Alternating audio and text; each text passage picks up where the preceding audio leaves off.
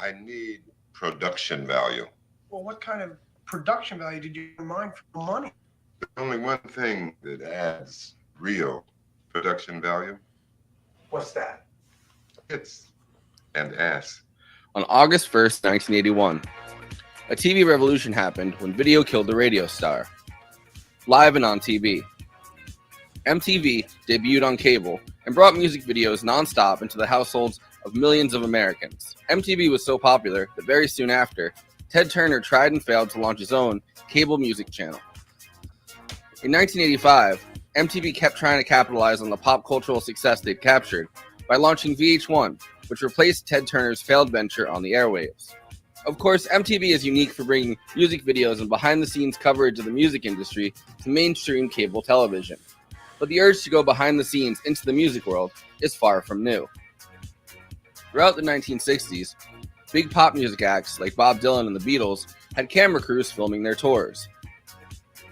And big-name documentarians like D.A. Pennebaker and Martin Scorsese had capitalized on the massive interest. I'm not taking no fucking responsibility for cats I don't know, man. I got enough responsibility with my friends and my own people. I agree. No, come on. And by the early 80s, the rock documentary had become such a cliche that This Is Spinal Tap was able to actively parody it. We gotta get. Listen, where you playing in town? You playing here? We're doing the Normo Dome, whatever it is. It's terrific. Oh it's yeah, good big house. We place. sold That it side out. of town. That's a Very big nice. place. You sold What's it that, out. 20,000 seats? We really should run, you know. That's good. One of the most prolific music video directors was Bill Fishman. Fishman did music videos for the Ramones, including I Want to Be Sedated, Institutionalized by Suicidal Tendencies, Georgia Satellites, and even a bunch of music videos for Hank Williams Jr. And then my mom came in, and I didn't even know she was there. She called my name, and I didn't hear her, and she started screaming, Mike, Mike! And I go, what? What's the matter? In 1988, he had the idea for a movie about two slacker security guards who get fired from their jobs and decide to start making music videos to try to get on MTV. This movie was called Tapeheads, and it starred John Cusack and Tim Robbins. This film cemented the term on spec into the public consciousness.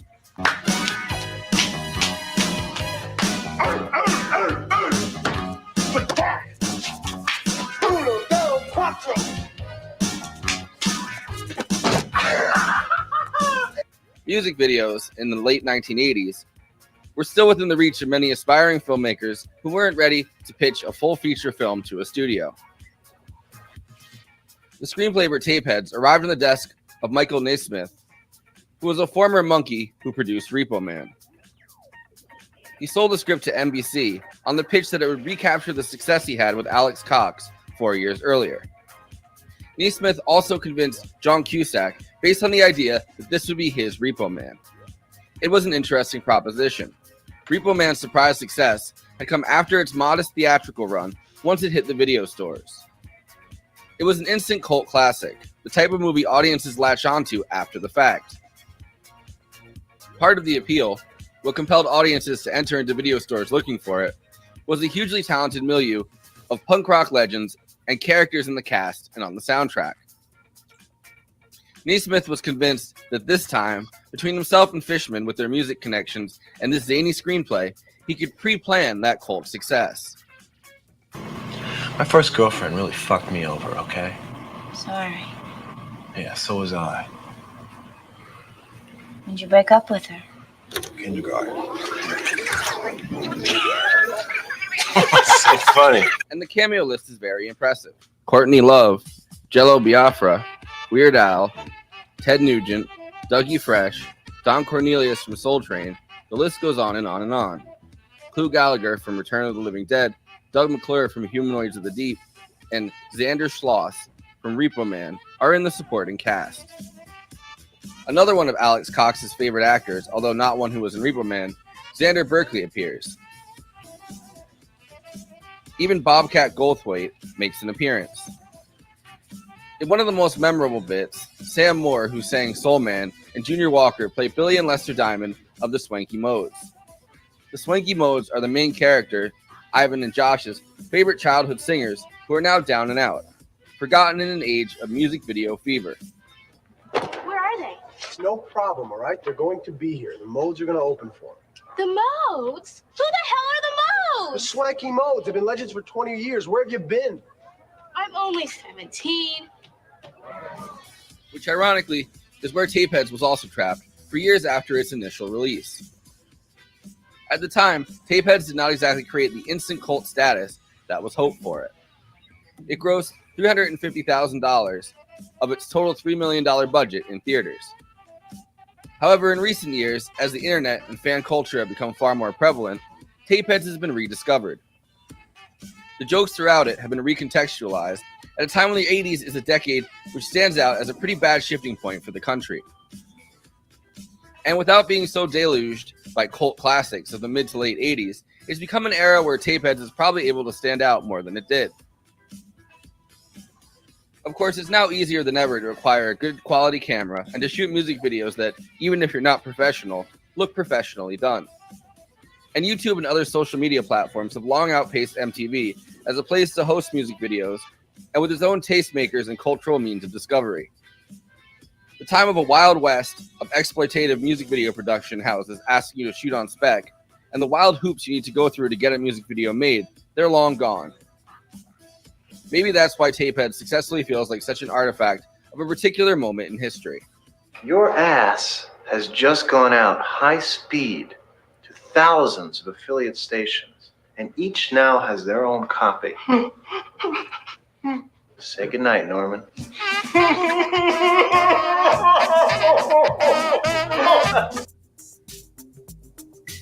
Anyway, before I introduce the panel, please like this video and subscribe to the Movie Night Extravaganza YouTube channel. Hit that bell to get notified whenever we're streaming. Also, we are now monetized, so if you have any pressing questions during this live stream, send us a super chat, which helps me keep this show running, and which I am obligated by international law, human rights law, to answer. We also have a Patreon, patreon.com/Movie Night Extra. All of our after parties are on there forever. Okay, let me introduce the panel. Conan Neutron, host of Protonic Reversal, co-host of Movie Night Extravaganza, and frontman for Conan Neutron and the Secret Friends, neutronfriends.bandcamp.com. J. Andrew World, illustrator, book cover artist, artist for Give Them an Argument, co-host for Movie Night Extravaganza, and Bad Takes. Christina Oakes, this Barbie is streaming on Twitch, twitch.tv/Cosmopolitics, Twitter, Instagram, and Blue Sky at Cosmopolitics. Send her some subs on Twitch. Mike Pederson is a writer and publisher and graphic designer, the chair of Ravencon, with Ravencon 17 coming in 2024, a prolific con interviewer, and the publisher of the fanzine, Nth Degree.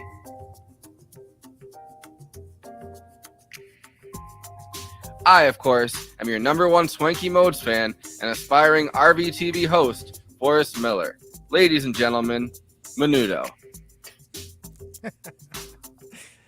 Part of Christina Oakes will be played by Godzilla this evening. Thank you. Yo, one of the things with the Menudo bit in this, it just reminds me how many Americans don't know that like you don't need a green card to go from Puerto Rico to the United States. Well, like to the continental United States. Well, meticulous fact checking was not a big part of the whole Tapehead script, frankly. I think also, that's what made it so funny. Well, yeah, and I think it is what made it like. I don't know. This came out right at the only time that like the Menudo reference would make sense too, because it was like, serious. Oh, come on, there was a flash time in in 1999 with when Ricky Martin made his big comeback. I stand by my statement. Yeah. Insane movie, by the way. Weirder than I remembered, which is saying a lot, 'cause I remembered it being pretty weird. And, people call it a vibe movie, right? Yeah, it definitely gets by on the vibes and just like the frames. And it's interesting that it is kind of like a send-up of like music video culture, but not really like a satire. Yeah. Well, I also feel like we should start doing like some kind of like web tree or something of different kinds of vibe movies, because I feel like there are some vibe movies that are like legitimately like great, and they get by on kind of making it feel like you're really in the movie, hanging out with the protagonist, or that it's something kind of crazy that you're on the ride for. This is more on that side, but this kind of the fact that it's a fun vibe, I think, is very. It's just a manic vibe. I mean, Yeah. it just feels like someone's like, took the table, pushed everything off of it, poured out a gigantic thing of cocaine, and said, "Let's make a movie." Is what It's almost like a manic, like Looney Tunes vibe too. Yeah, like, totally. It's the kind of vibe where it's like it almost feels like you're watching something surreal to the point of being a cartoon. Oh, it is very cartoonish in spots. At one point, a character reaches out a window and pulls a beer out from thin air. It's very cartoonish. Welcome to the show, by the way, Mike. Welcome to the show. Oh, thank you. He also has the bullet whiz right past his head, and it hits the bust that he has of himself in the room, and also it hits the beer that he's holding. He's like, "Anyone want a drink?" And that's like one of the most cartoonish moments. Like, I don't know, like just that. Like, I don't think you can get away with doing that today, even in like a comedy. Like, I feel like it would have to be like grittier. But it's also changed a lot since 1989. It's also, I think, part of like a trilogy that John Cusack did these three great comedies in a row in the late 80s, which would have been One Crazy Summer. Oh shit, what's that other one? I got interrupted doing an episode about it on my man's pulling a Rick Perry right now, and imagine the third thing. Yeah, the Department of Education. Better Off Dead, which is the film. And One Crazy Summer and Tapeheads, I think, is like this interesting trilogy that John Cusack had at this. I think that's also what Rick Perry said about the Department of Education. Better Off Dead. Hey. Sorry, what was that, Mike? I said tone-wise, I think it's closer to Grosse Point Blank than any of those others, though. But Grosse Point Blank was a lot later. But tone-wise, definitely, for sure. Yes. Not that much later, like mid-90s. Yeah, this is what, 88, right? So Grosse Point Blank, let's see. Let's get our top fact checkers on it here. Yeah, it was definitely mid-90s, 94, 95, somewhere in there. Maybe 96, 97. Grosse Point Blank, 1997. So almost 10 years later. Yeah. Con Air. I forgot he was Con Air. Yes. That's awesome. It's fascinating that they sold this to John Cusack by saying, like, man, this is going to be your Repo Man. Like, you know what I mean? Like, because, I don't know. I feel like, number one, you wouldn't want to be Emilio Estevez. Well, maybe in 1988 you still would be. It seemed like he was, like, on the fast track to be, had the best path to being, like, the inheritor of what his dad was doing, but with indie stuff, And I mean, like it was a shock when he died in Mission Impossible.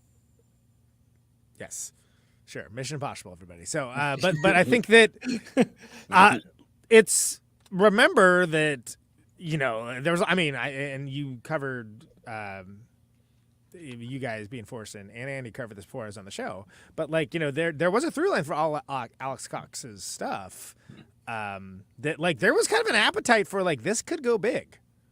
There was sort of, but it's also like Alex Cox especially was just irascibly Alex Cox, and which is why they're great. But like it was like, oh, what if somebody was to do that and have like more of a commercial sensibility, which you can take that to like the punk rock new wave thing, right?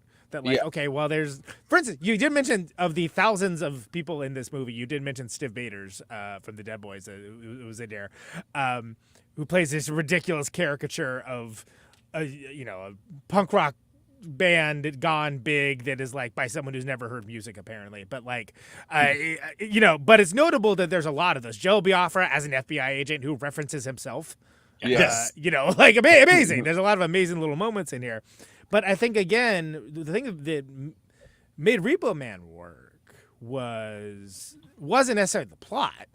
It's sort of like it had all of these strong characterizations and sort of like little mysterious moments for the audience kind of dig into and be like, this is awesome. And I could see like, hey, we can do that with this. And by the way, crazy to think about now, making videos didn't used to be something you could do on your phone. First of all, people didn't have cell phones for the younger listeners, but like I am old enough that when I learned editing, I learned on the machines, the big machines with the tape and all that. And I was like one of the last people to do that, but that's how I learned to do editing. And it's crazy to think about like how, like you can literally like make a little short film on your phone now with nothing else for free. Yeah. Astounding. That was not the case though. I mean, the other connection between the Alex Cox stuff and, I mean, besides the fact, the same producer, Michael Nesmith, Mike Nesmith from movies, who also made Head. I mean, like look at like what Yeah. So Mike Nesmith, but also like they kind of grabbed like the Alex Cox cast. You know what I mean? Like like these, right. These are all the people. These are the actors and actresses that we like that like fit the vibe of what we're going for, right? And it was considered young and edgy. And John Cusack was like, dude, baby Tim Robbins, baby John Cusack, and this there was no one edgier than those guys. Yeah. And this is pre Bob Roberts, even though Bob Roberts is on the soundtrack. Which is wild. It's when he was just a soundtrack artist, you know. Exactly. Yeah. But yeah, like they even grab I can't remember his name off the top of my head, but they even grab like one of like Alex Cox's, like the person that he kind of discovered, Xander Berkeley. Not Xander Berkeley. Oh, Xander no. Berkeley's in Xander Schloss? Xander Schloss from Xander Schloss. So they grabbed him. The weirdos. He was kind of, you know, his movie career started with Repo Man, right? Like he's just the fucking, you know, he's stacking fucking, like first he's stacking the cups or whatever at the grocery store, and then they have him working at the gas station later in Repo Man, where he's he just gets the car and it whizzes past him. They have him pop up in this too. It's like they're trying to do the through line to Alex Cox. I did read like a very, very, very negative review of this movie, which I don't agree with, but kind of talking about how you can't force a cult movie to be made on like commercial grounds. And I don't think that that's necessarily consciously what they were trying to do all the way with this. Like, I think that at least Bill Fishman saw this as like, you know, a legitimate movie that he could go around and show people like, hey, you know, this is what I do. And this is kind of a parody of my own work as a music video director. Like, I don't think that was his first thought with this. I do think Michael Nesmith, that might've been his thought with this. Like, we can create a commercially viable version. Well, there's not going to be another him to bring this up, so I'll just say that I've played with the Weirdos. It's not when Xander Schloss was in them, but which is kind of how about Magnificent Bastards? Have you played with those? No, but also he was in Circle Jerks, which of course featured heavily in Repo Man in an in-universe band. You know, with that great scene of like, you know, like the sellout scene. I forget the exact thing. And there were like the moments of self-awareness on there were musically interdependent upon knowing that the Circle Jerks were like ostensibly like a you know, very fast, speedy thrash band that was the inheritor of like what Black Flag was doing from that and that Honey and Beach sound. And there's not that level of ingrained social shorthand here as much as they would like it to be. So that's one of the reasons like why Repo Man is like hits different, right? And that's not to like denigrate Tapeheads. It's just that, you know, it flounders a little bit because it doesn't have that goodwill bought from people that are known from the scene, right? Like, you know, we were talking about before we started the show about comic book movies that seem to be like made by people that don't like comic books, and it's like, well, what? You know, like. Why are you making this? I mean, Alex Cox kind of kicks that same kind of thing up to a high gear with another movie that has like a similar cast pretty much to Repo Man. It has like Dick Rude and it has Cy Richardson. Like, it has that same cast. Straight to Hell, which is a movie that we talked about when we talked about Walker, because that was a movie he was literally just another one I wasn't on, and didn't get to talk about. But yeah, that is a great and I mean, for a while, talk about it again. Xander actually kind of seemed like. That was going well for him. Like he was like gonna become a weird character actor, basically. Yeah.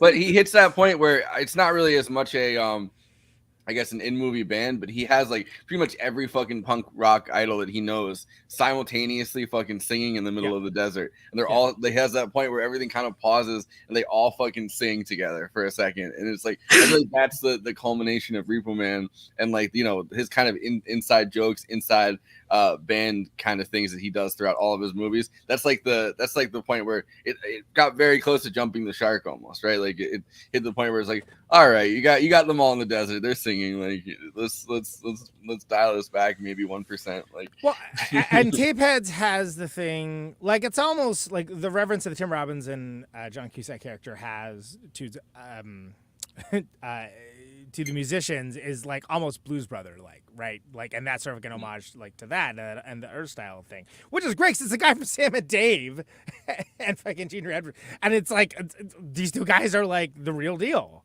And it's something where it's kind of cool. He says the reboot will be called Streamheads. It's kind of amazing they got them. It's kind of amazing that they spent money on like the laser show part of it, but they didn't give them microphones for the big showdown at the end. Courtney Love's in this for like maybe 45 seconds, but it's yeah, they bring 45 Courtney seconds. Love in this just so they can say that Courtney Love's in it. Yeah. Yeah. Well, Well, yeah, and you know, yeah, bringing it back to Straight to Hell for a second. That's the opposite of what they do in Straight to Hell, where they overutilize Courtney Love and they just kind of have her staggering through the fucking desert. I like that movie a lot, but it's like it definitely is. It's a great fundraising, a great way to fundraise to get to the fucking Sandinistas. But like that movie is bad shit. There you go. Thank you. It's been a great show, everyone.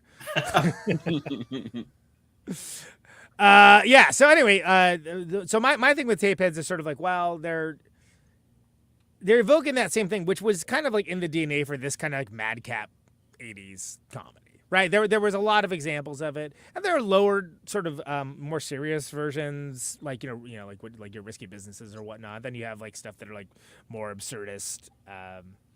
Well, I mean, we just talked about After Hours in the last episode. Yeah, I mean, right? After Hours is a great yeah. example of that, right? And that rides a bit of the line. But it is. There's not a lot of send up of this era of making music related video television. Probably the closer version is UHF, maybe. Like, I mean, and that's like, you get a little bit of it, you know. Well, it was such a brief period in time that existed. You know, it didn't take too much longer, you know, from 1988 before MTV started moving on to other things. Yeah, well, then they started. Well, yeah, I mean, that was definitely like the mid 90s was like, oh, we can just make these reality shows for nothing and people will watch them. I mean, I still remember the Real World premiered and I remember being like, who the hell would want to watch that?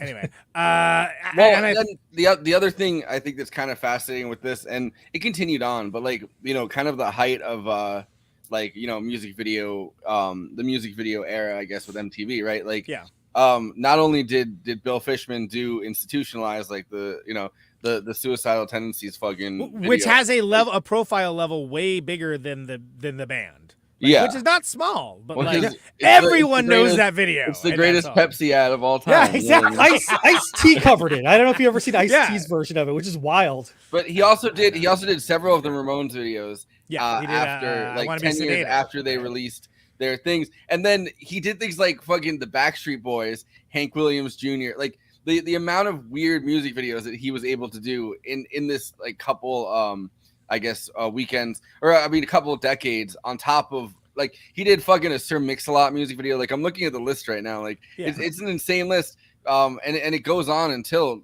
literally 2022. Oh, and like from like, you know, Counting Crows to Lamb of God. I mean, he was like all over the place. He did an Eagles of Death Metal video that has my friend Dave Ketchin in it, and like I mean, there's a bunch of other. I mean, yeah, it's a pretty wide career, but it's just crazy. Like I'm thinking about the fact that I'm going to be shooting 3 music videos myself in like the next like 3 weeks for Conan, Neutron, the Secret Friends, and you know we can do that. We can just do that with like stuff that we have around. You know, I mean, Mark Borchardt probably got like he's got fancier stuff than the other directors, but like you have the ability to do that, to equalize in a way that it was something that was like you might as be like, I'm going to go be an astronaut now. To be like, I'm going to make, you know, MTV style music videos, which of course is, they don't say MTV, but that's what it is. It's MTV at the time. Like it was like, there was no possible way that you could ever do that. Like that was, which makes it a perfect, I mean, it's a perfect parody when they get hired kind of, you know, just because they meet the journalist like Samantha or whatever, and they get hired to the Blender Children and don't know, Steve Bader's fan, yeah. They don't know how to do like the crane, which is something that, you know, even in like film school, you know what I mean? Like they don't teach you how to use the crane. Like that's something you have to learn on set. Yeah. And for the joke to be like, oh, he's gone through like the 7 most popular music video directors already, and like you said, oh, I don't like that. I want, you know, bring me someone who's gonna break the rules, and they end up fucking driving the crane right. Yeah, they wreck the set, so they definitely, you know, spoiler alert, but no, it's you know, it's just it's one of those things that requires like a paragraph of information for someone that, you know, didn't necessarily like grow up around that time to realize like this was just a different world that was not available to the average human being. But it also, it feels like, I mean, even kind of in this, you know, newer world, right? Like going either both taking classes that, you know, you do video editing and like college for me, like they a lot of times hand you a video camera and say, you know, just go out there and figure it out. Yeah. And so this movie is kind of parodying like that crash course without even like the schooling side of it, right? Like handing them like the equipment and being like, look, do this on spec, figure out how to do this. Well, and that's the Don Cornelius' character of being like, well, you can do it on spec, and then Mo Fuzz. Yeah. Which, by the way, I do want to apologize to our viewing audience that we don't have production value this week. But we do have Godzilla, so I hope you can appreciate that. Yeah, I was gonna say. First of all, how dare you? Well, that's what happens when Oppenheimer drops the bomb. You get Godzilla. Exactly. Yeah.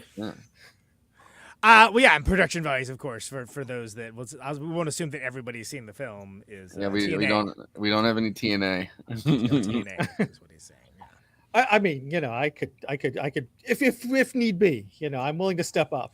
I don't think we need that. But I think we're good. Yeah, I don't think.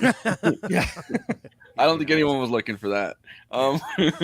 I do appreciate the. There's a really like fast bit in this where after he makes that reference, it flips like their next music video and it's literally just fucking like asses. You know what I mean? Production and that's barely like even referenced. Like he's just watching it on the screen. Yeah. Don Cornelius talking about TNA has not aged well, though. Yeah. Having been accused of, assaulting a couple of Playboy playmates. Oh, that's right. I forgot about that. Yeah. So, that little bit hasn't aged too well. Wait till you hear about AJ Simpson.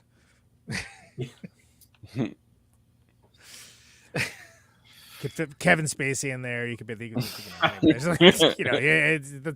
Imagine Kevin Spacey going, "There's only one thing that can add real production value." Oh man, that'd just be creepy.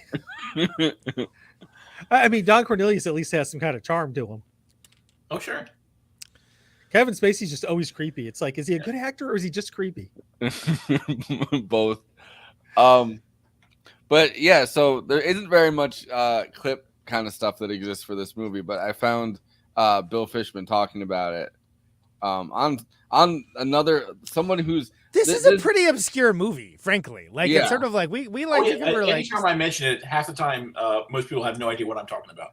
And some people think you're talking about Airheads, which is the Michael Lehman movie, which we actually are going to cover next month with Michael Lehman. But like, yeah, most people do not know Tapeheads. Yeah. Like it is a little bit on the obscure side. I mean, look, it is star-studded though. Jessica Walter's in this, the mom from Arrested Development and the boss in Archer. Like, and people, it's like, oh yeah, she was young once, Hey everybody, it's limbo time. Yeah. See that's another cartoonish moment in this is when they reutilize that line when he's finally having sex, and then literally the entire like everybody the Swanky Modes apparently knows. The band's playing at them. It's like what's happening? But so I found this interview with a lady who is equally awkward, I think, to our favorite Bobby. Nice. This lady is also very awkward, but fantastic. Most of that. Your big break, I guess. I don't know if this was your big break, but it was your big debut in writing and directing was Tapeheads. Yeah. Mm-hmm. And how did that come about? Well, I had started directing music videos. Oh, that's right. And so you do music videos in between music films? videos, and in between films. And this is when I was starting to do music videos, and I met Peter McCarthy and Michael Nesmith, who were doing the film Repo Man, if you know that film. And Alex Cox directed that. And I had written this film called Tapeheads, which was based on my experiences as a music video director. And Michael Nesmith, who was one of the Monkees, had to deal with Brandon Tartikoff over at NBC to make movies. And he read my script and said, I want to do this. And we went in and met and cast Johnny Cusack and Tim Robbins and made a movie, back when sort of music videos were starting, all about that, experience. And it was but it really was somebody that you knew. Had you ever worked with the Monkees making videos with them? No, I did subsequently. Oh, after, but not before. Yeah, Michael was an estranged Monkey. Oh, and then I got contacted by the record company Rhino Records, who produced my new film, My Dinner with Jimmy, and they'd contacted me to direct a reunion of the Monkees, a music video. So I actually then met the other three Monkees, and then they got back together, and years later, and then they called me to direct that and an ABC special that they were doing.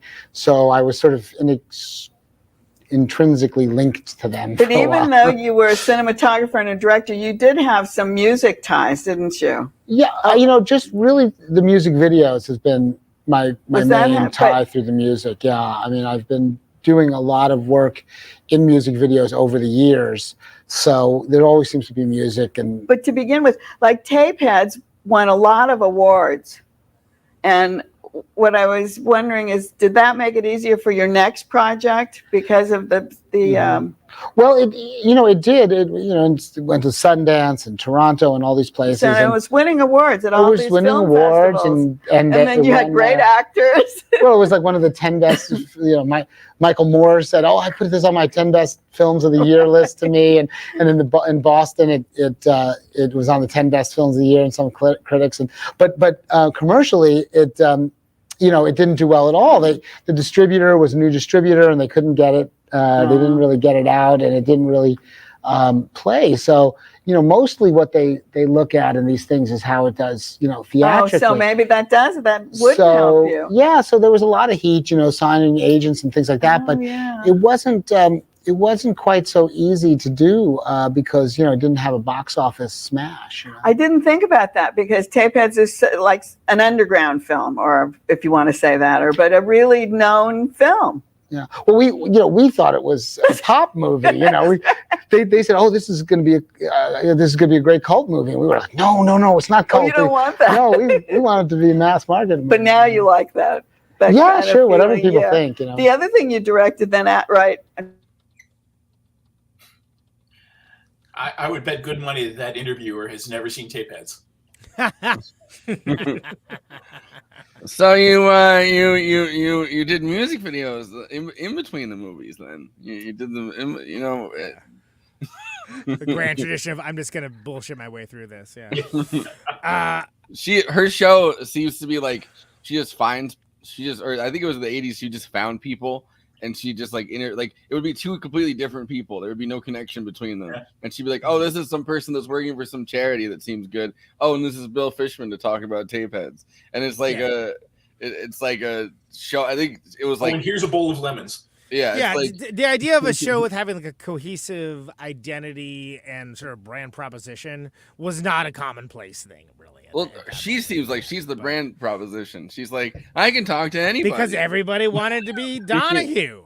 That's why everyone thought they were Phil Donahue. Well, not Oprah. Phil Donahue. This is their Phil Donahue. He was first. And then the Iraq War happened, and everyone said, "Oh, we don't want to be Phil Donahue anymore." Well, and Oprah became the more dominant one in television. She didn't have any thoughts about the Iraq War. Kept it right down the middle. Now has everybody seen Elephant Parts? Not for a very long time. But there's like a through line. I can't remember the last time I was at the zoo. Oh, just parts of elephants everywhere. Oh, they got this part, that part. No. They got them all. What do you need? They got them. Need a spare trunk. Elephant Parts sounds like the darkest Marx Brothers movie. It's done by what was the guy who did Gummo? Harmony Korine. Harmony Korine, yeah.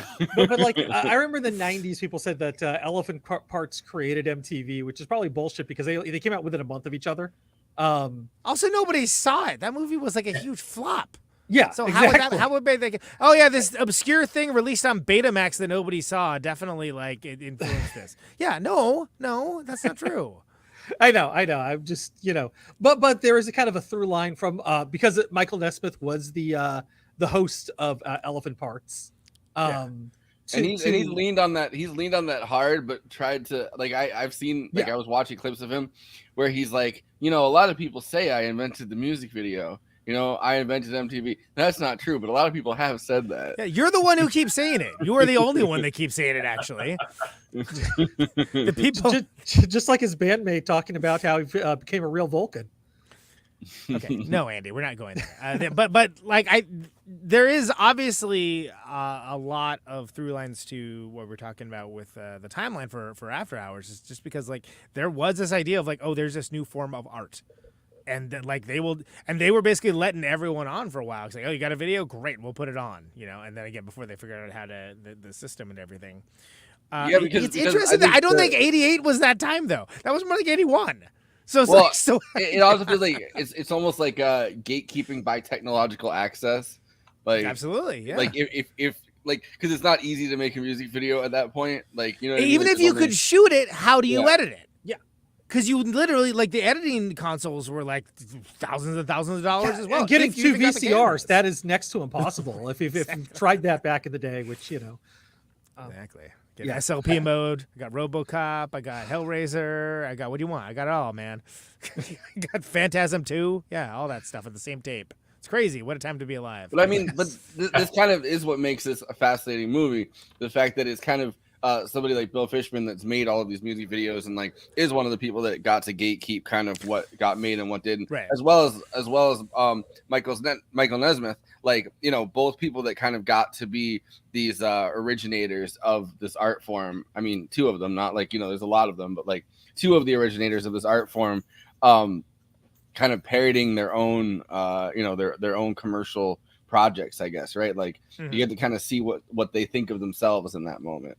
Or what they think of, you know, the generation of people, I guess, after them coming into it, and like how little you can kind of bullshit your way into this, I guess, this new style of art. But is it just me, or like it doesn't quite feel like a satire though? That's the thing. It doesn't feel like it goes hard enough to be a satire of that. It's just yeah, sort of, I mean, it feels kind of like a parody more than like a satire. Yeah. Like it feels like it's just like the classic thing of like, oh, there's the artistic one and there's the business minded one, and they're just gonna go try to like do a thing, and like, and it just happens to be videos that they're doing, and like, okay, then they're doing the videos, and I never did see the monkeys actually. That's on screen. It's an 80s madcap comedy. It's not. Yeah, really exactly. The comedy part of it and the ridiculousness and the sort of like the farcical elements. Perfect example.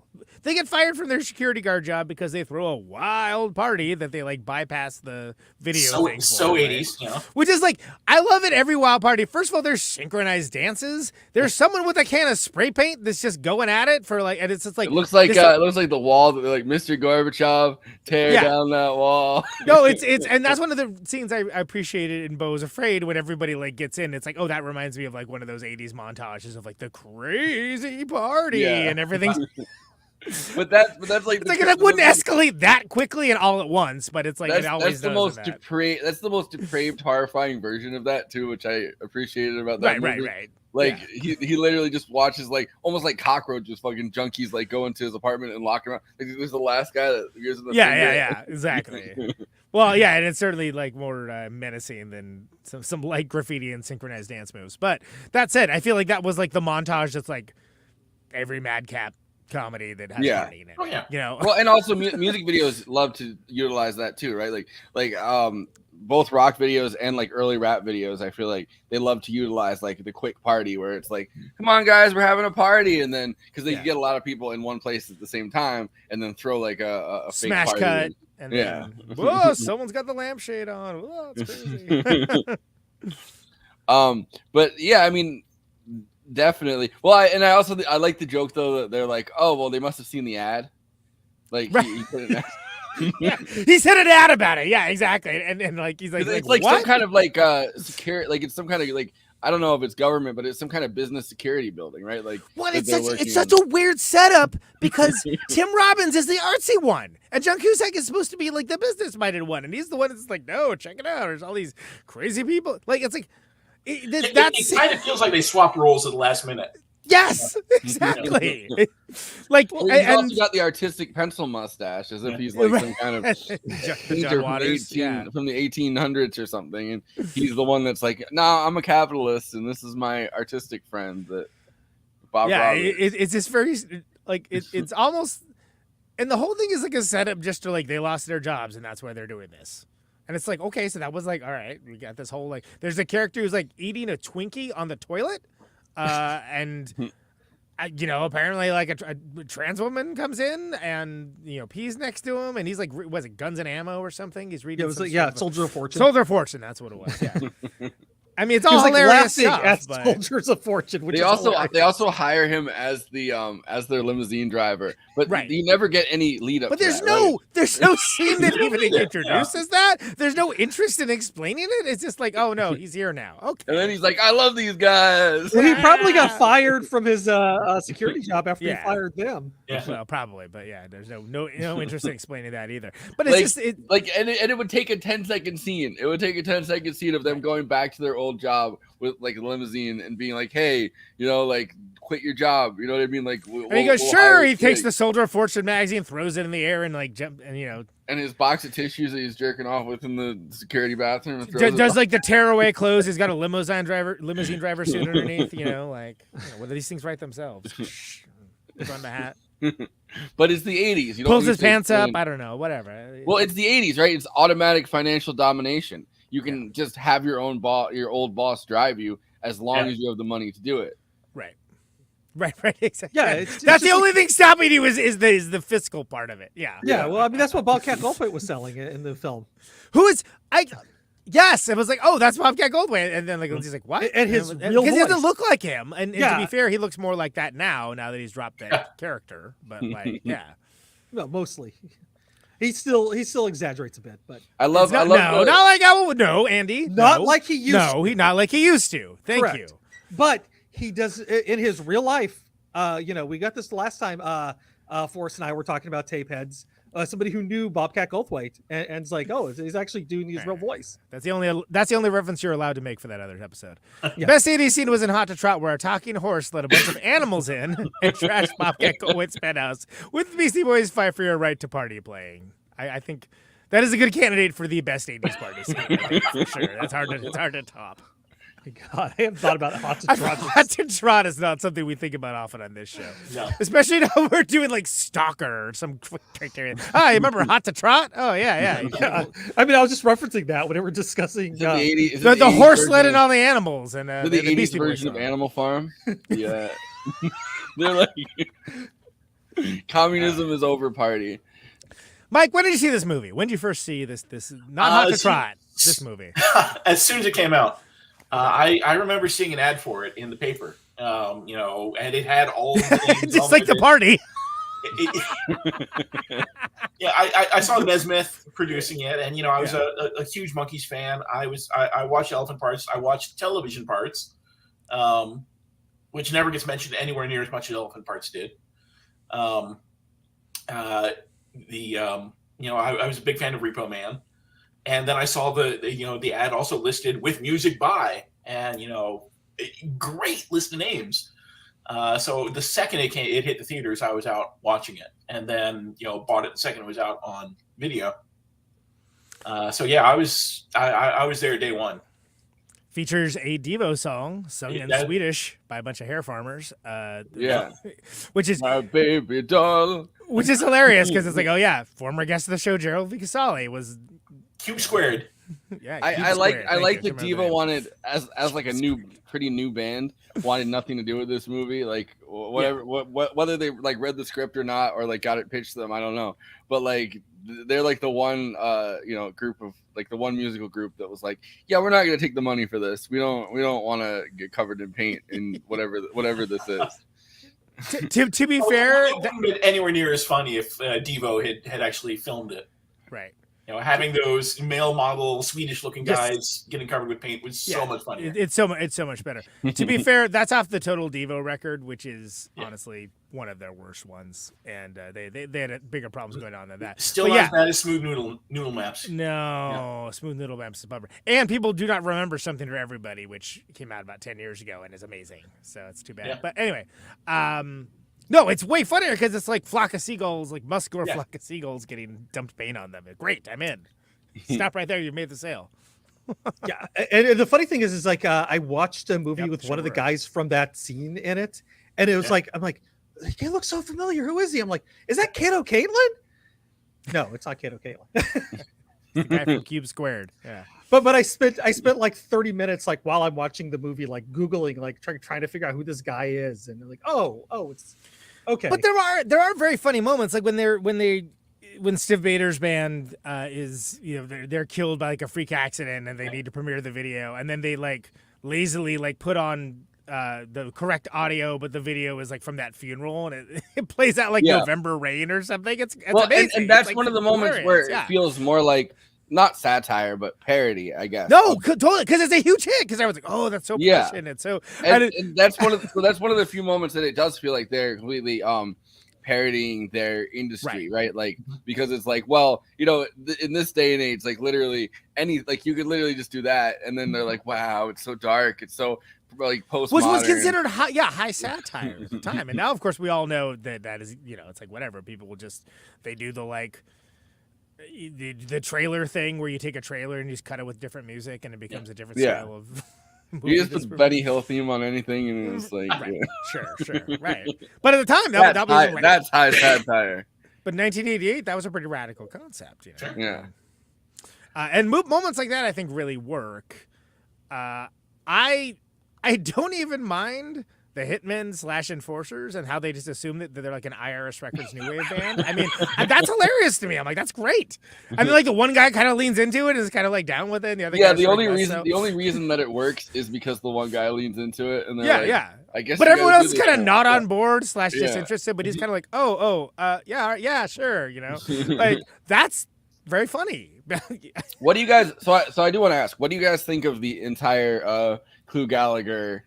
Which I think he's a hilarious actor, but like his whole subplot, right? Like it is a little bit superfluous or whatever, I guess. Like, it's just a plot point, really. It's a reason for like, why would someone be coming after these video makers? Like, I don't know. I guess he's a video something they shouldn't have.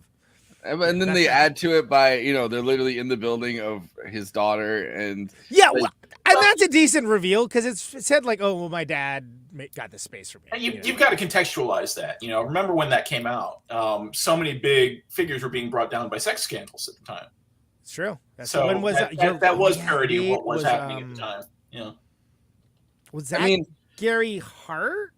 88? Was that he was the 88 front runner, right? I think that was Gary Hart. Yeah. Yeah, you had Gary Hart. Who was the religious one? Oh, the Bakers. Yeah. Jim Baker. Jim Baker, yes. Yeah. And it's a pretty hilarious joke when they bring the Reagan voice into it, and he's like, he's like, cancel my appointment with that guy, but can you make this a little less staticky? Yeah. Well, and it's doubly hilarious as Clue Gallagher because again, I mean, 3 years before was like Return of the Living Dead, which we covered on this show, but like he still was like a known commodity from like the Virginian and from like that era of like the Ronald Reagan was also acting, and like it's like what a perfect guy to have in that. That is like he's which just, also like, though makes it feel like they're I guess like one of the complaints about like kind of forcing the whole cult aspect of it, right? Like the cult film, like trying to do a like a I guess made for video cult movie. I guess one of the complaints is that like someone like Clue Gallagher, right? Like you're bringing him in because it is Return of the Living Dead, and you wanted to you want to reference that, and it's like, well, that's a known quantity in one of these movies. And this is the same year that they brought him back for Return of the Living Dead 2 for no reason. Well, the reason because it was Clue Gallagher and because it would get attention on the movie, And he was great in the first one. But I mean, he's like, and he was, he had a history of doing some more edgy stuff. I mean, he's in Last Picture Show, I mean, God, even The Killers, like is that's a pretty, for edgy movie. If they ever remake this, I would insist that they put Peter Gallagher in Clue Gallagher's part. Fair enough. But not Gallagher because he's dead. Other than that would be. Well, Peter is Clue's son, so. Okay. Is it? Oh, Peter, is he really? Oh, okay. Oh, I didn't know that. Okay, there you go. All right, learned something on this show. Nothing to do with this movie, unfortunately, but yeah. Well, tangent. I get like looking at him like a picture of him now. I can see it. Yeah, I didn't know that, but are we gonna put him on? We can put him up on. Throw him on the screen. Throw him on the screen, exactly. Here, I can do it. So this is. I don't know why I'm doing this, but sure, let's do. Yeah, I was on my way to do it, but you know, I got it. So that's Peter Gallagher, right? That's American Beauty. Oh, he's the player. He's great in The Players. Another Tim Robbins movie, Hudsucker Proxy, so on and so on. And then Peter Gallagher. Let me find him over here. Okay, Clue Gallagher. I had up earlier, and I moved on the same one. It's disappointing. It's disappointing that there aren't like pictures of them together. Yeah, exactly. But all right, here we go. Here's him on the Virginian. Let's do. Also, Hudsucker Proxy with Robbins also. Oh yeah. So plenty more. But if you look at him when he was, especially when he was young, you can totally see it. You can totally tell. Yeah, that's funny. All right, anyway, that's a lot of Clue Gallagher content. Yeah, I did not have that on a bingo card. Yeah, but I think that it works. His character works as an inciting incident for why would someone set a hitman after videographers? Right. Okay. Well, if it could stop him from becoming president, okay, sure. But then also it's the huge. Damn! Look at this Clue Gallagher content. Oh, what do we got? Oh God. Wow. There he is. He's a completely different guy there. He's 60s man. That's like when he was like Last Picture Show. Is that era? The name of the file the person uploaded this with is gangster -cool JPEG. Yeah, like, I agree. Yeah. But I think so. It works as an inciting incident, and it works as like the long game for the payoff of why she has this freaking gigantic warehouse that she just does art in. Which again is another thing, the other corollary to After Hours. Be like, how the hell do they have this freaking awesome place? How do you afford that? Like, oh yeah, 80s. Yeah. See, and I assumed that she was just doing prosperity through exploitation. You know. That's such a good name for just anything from the 80s. Like they flash it on screen for that 1 second with Bobcat Goldthwait. Yeah. And it's like prosperity through exploitation. And it's like, I don't know. Like I feel like the 80s comedy is like some of the most random, like kind of smart jokes you'll ever see. And then just like 16 cocaine decisions in a row. Like when they start fighting, like she just busts loose the nunchucks. I'm like, what? Yeah, that definitely. She's got the knife, and it's like, is this as a delivery system for that one quote? Like, why?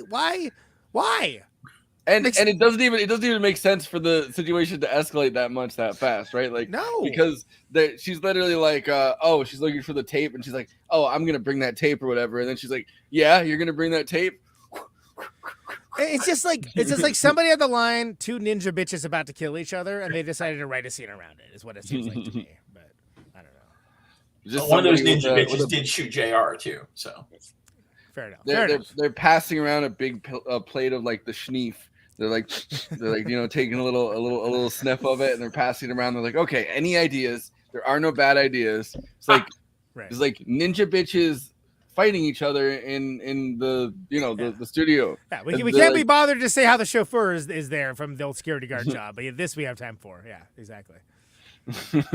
Well, but they don't teach you anything about how either of them knows martial arts in that moment either, right? Like, it's totally irrelevant. Yeah, it's just all right. Well, I mean, now if they made it, they would have to spend like 20 minutes explaining how they both went to they were actually both rivals at ninja school in Japan. Right. Yeah. Or on Project Ninja. That's a whole prequel movie they're going to do. It's more of a streaming series at this point. Yeah. It's a prequel. It's like the Dark Crystal one. And you'd have them. They're both just like fucking. They're both white as fuck, but you'd have to have like an Asian guy to teach them both martial arts. Oh yeah. Everybody's Asian except for them at the It's like big Iron Fist energy. Yeah. Wow, you're the one product of colonialism that we all fuck with. Thank you for coming. Which was a trope back then, which is what makes that funny. Yeah. I mean, remember? I'm sorry. Go on. Oh, I was going to change subject. Go ahead. Yeah, no. I was just going to bring up a Chuck Norris movie. So go on. I appreciate your restraint. John Cusack character Ivan, pretty horny on Maine throughout this entire movie. But he gets head. He does get head. He does get head in that Hollywood cemetery. Forever Cemetery. Yes. Not the kind you think of involving Mike Nesmith. Right, exactly. But again with the same thing, right? Where it's like a smart quote, and then or like a smart reference, and then like 16 Cocaine Decisions. Before that, her speech, she's talking about William Randolph Hearst and like all these like powerful media magnets, and she's like giving like this whole impassioned speech about it while he's just kind of staring at her, and then he gets head fives. Like it's the same kind of dynamic where it's like one actually like intelligible kind of intelligent sentence, and then like 16 Cocaine Decisions. They're like, absolutely. all right, let's have him get head in this graveyard. Yeah, exactly. I mean, why? Because it's cool. That's why. Who doesn't love graveyard? Who hasn't really? Now. Yeah, exactly. It's his version of prosperity through exploitation. Let's do this. Exactly. Yeah, I mean, like there's like entire like plot lines that I feel like are just sort of like, you know, just going from one to the other. Again, the big Blues Brothers energy of you know, going in to see them play at the bar, and there's the whole like back and forth with all that, and then there's like the bar field sobriety test where it's like, oh, recite the alphabet backwards without the vowels, and also sign it, and then they both do it, and it's like, what? Like, I mean, it's funny. Don't get me wrong. I can't even do that sober. I think I mean that's the joke, right? But it's like, but it's sort of like, why is that in there? Like just because it's like it's funny to see them both do it. I mean, I don't know. It's how you get you know, your like black comrades or whatever to sneak out the back. You distract the white kids, the only white kids that hang out in this bar, by doing the like ZYX, that whole thing. And the line that he says before that's hilarious too. He says, "Brothers Against Drunk Driving have been cracking down." Brothers Against Drunk Driving. Yeah, I forgot about that. Yeah, bad, aka bad. Yeah. And also that was Fishbone, right? Who's playing at the bar? It is Fishbone. Yeah. It's but in universe they're called like Ratbone or something. It's called something different. Yeah, because they're like a country band in the movie. They call them Bonefish in the Bonefish, wasn't it? Yeah. And they're singing some song about like race mixing. Yeah, it's and again that goes back to like in Repo Man, Circle Jerk's doing When the Shit Hits the Fan, but the acoustic version, like, oh man, these guys have changed. Like, and that's like I think it's like a ranch bone. But like it's like totally like an attempt to sort of like just brazenly have that version of that scene. It's you have no idea, Abby. It's funny. This is I remember this as being a very odd and silly movie, and it was like, this is much more bizarre than I remember it being. Yeah, because I remember IFC, which is how I discovered this movie. IFC was like hyping it up, and I'm like, I've never heard of this movie. I got to see this, and I watched it, and I'm like, that just completely bit my sensibilities, and you know, it's very much an Andy movie. And I don't mean that as an insult. I mean, like, it's very much like it seems like it'd be right down the line for you. Yeah. It's like this, Barb and Star. Yeah. For me, I came into it being like, someone's like, oh, there's like a very funny scene that has a Devo song in it. They didn't tell me it was Baby Doll. And I was like, I probably would have like skipped it if so. And like, I was like, oh, that is a funny scene. Like, and the rest of this movie's like pretty nuts as well. But that was before there was like this attempted sort of like, because I feel like it does feel like they were trying to make a cult classic. You know what I mean? It feels like they're making an attempt to make a cult classic. There are a couple of recent films like that, like Repo, the Genetic Opera, which is fun, and I like it. It just, they're trying to make it a cult classic. Same thing with Reefer Madness, the musical. Again, fun movie. But I feel like the best cult classics, nobody was trying to like make a cult classic movie. They were trying to make a great movie and just failed spectacularly, or they were doing the best. Yeah, because that's why Rocky Horror like stands up. Sure. Yeah, absolutely. No, agreed. And I'm not trying to like it's just weird that it almost seems like two movies at once, and it feels like there's satirical elements to it without it being a satire. Yeah. And then there's also just like, it's an 80s comedy, like that kind of thing, and like that's like the whole raison d'etre, and like, I don't know, it's doing a lot. I tell you that much. It's doing a lot. And somehow it works. Like it doesn't work, but it works. It's not unenjoyable. I mean, it took the music for it very seriously as well. Yeah, it's working on that level too. Absolutely. Yeah. Well, and I think that's notable. I mean, whenever they have like people from punk rock or whatever, and it's like they automatically have an English accent. This is a big 80s thing. I hate it. I hated every part of it. So when like you have Steve Vaders as I believe Dick Slammer, I believe is the character name. Dick Slammer, everybody. Yes. Which at that point, Dead Boys were long over. It was Lords of the New Church. But like that whole thing is sort of like, okay. But like, again, the whole point is to show that they're, when given this opportunity, like, you know, they don't know how to work a crane. It's kind of ineptitude, but that through random happenstance, they end up being the only ones that have video footage of these guys that, you know, it's this national tragedy that they die, and that's their premiere, and that's their big break. And again, it's basically November Rain, right? It's with a funeral instead, and you know, that's funny, and that's a great side. The whole thing was that. I think that like it's a different kind of movie, and it may be a little less madcap, but like you don't just get the production values in its TNA is like that doesn't land for me. It's like that's good for like a 2-second joke, and it's like 2 minutes. It's like, okay, get it. Yes, those are definitely lots of butts and chests. Great, wonderful. Yeah, I think I don't know. Am I off base here? I mean, like, is it like I like him as much as the next guy, but I'm just saying that like it's like, all right, yeah. Well, like it almost wants to satirize the exact same thing it's trying to embody at the same time. There were a lot of early videos on MTV that did look like that, though. So that is true. It was very much a parody of that. As did the opening of Miami Vice. Now that I'm thinking about it, so yeah. Wait, that wasn't the opening of Miami Vice? I think it might have been. I don't know. It's all, they all run together at a certain point. Yeah. But then, wow, we've gone this long. Like the Roscoe's video is amazing. Yes. Like that's gold, right? And that, absolutely. I mean, what more is there to say? Other than the fact that it's like it goes on for a surprising amount of time, and it's in the credits.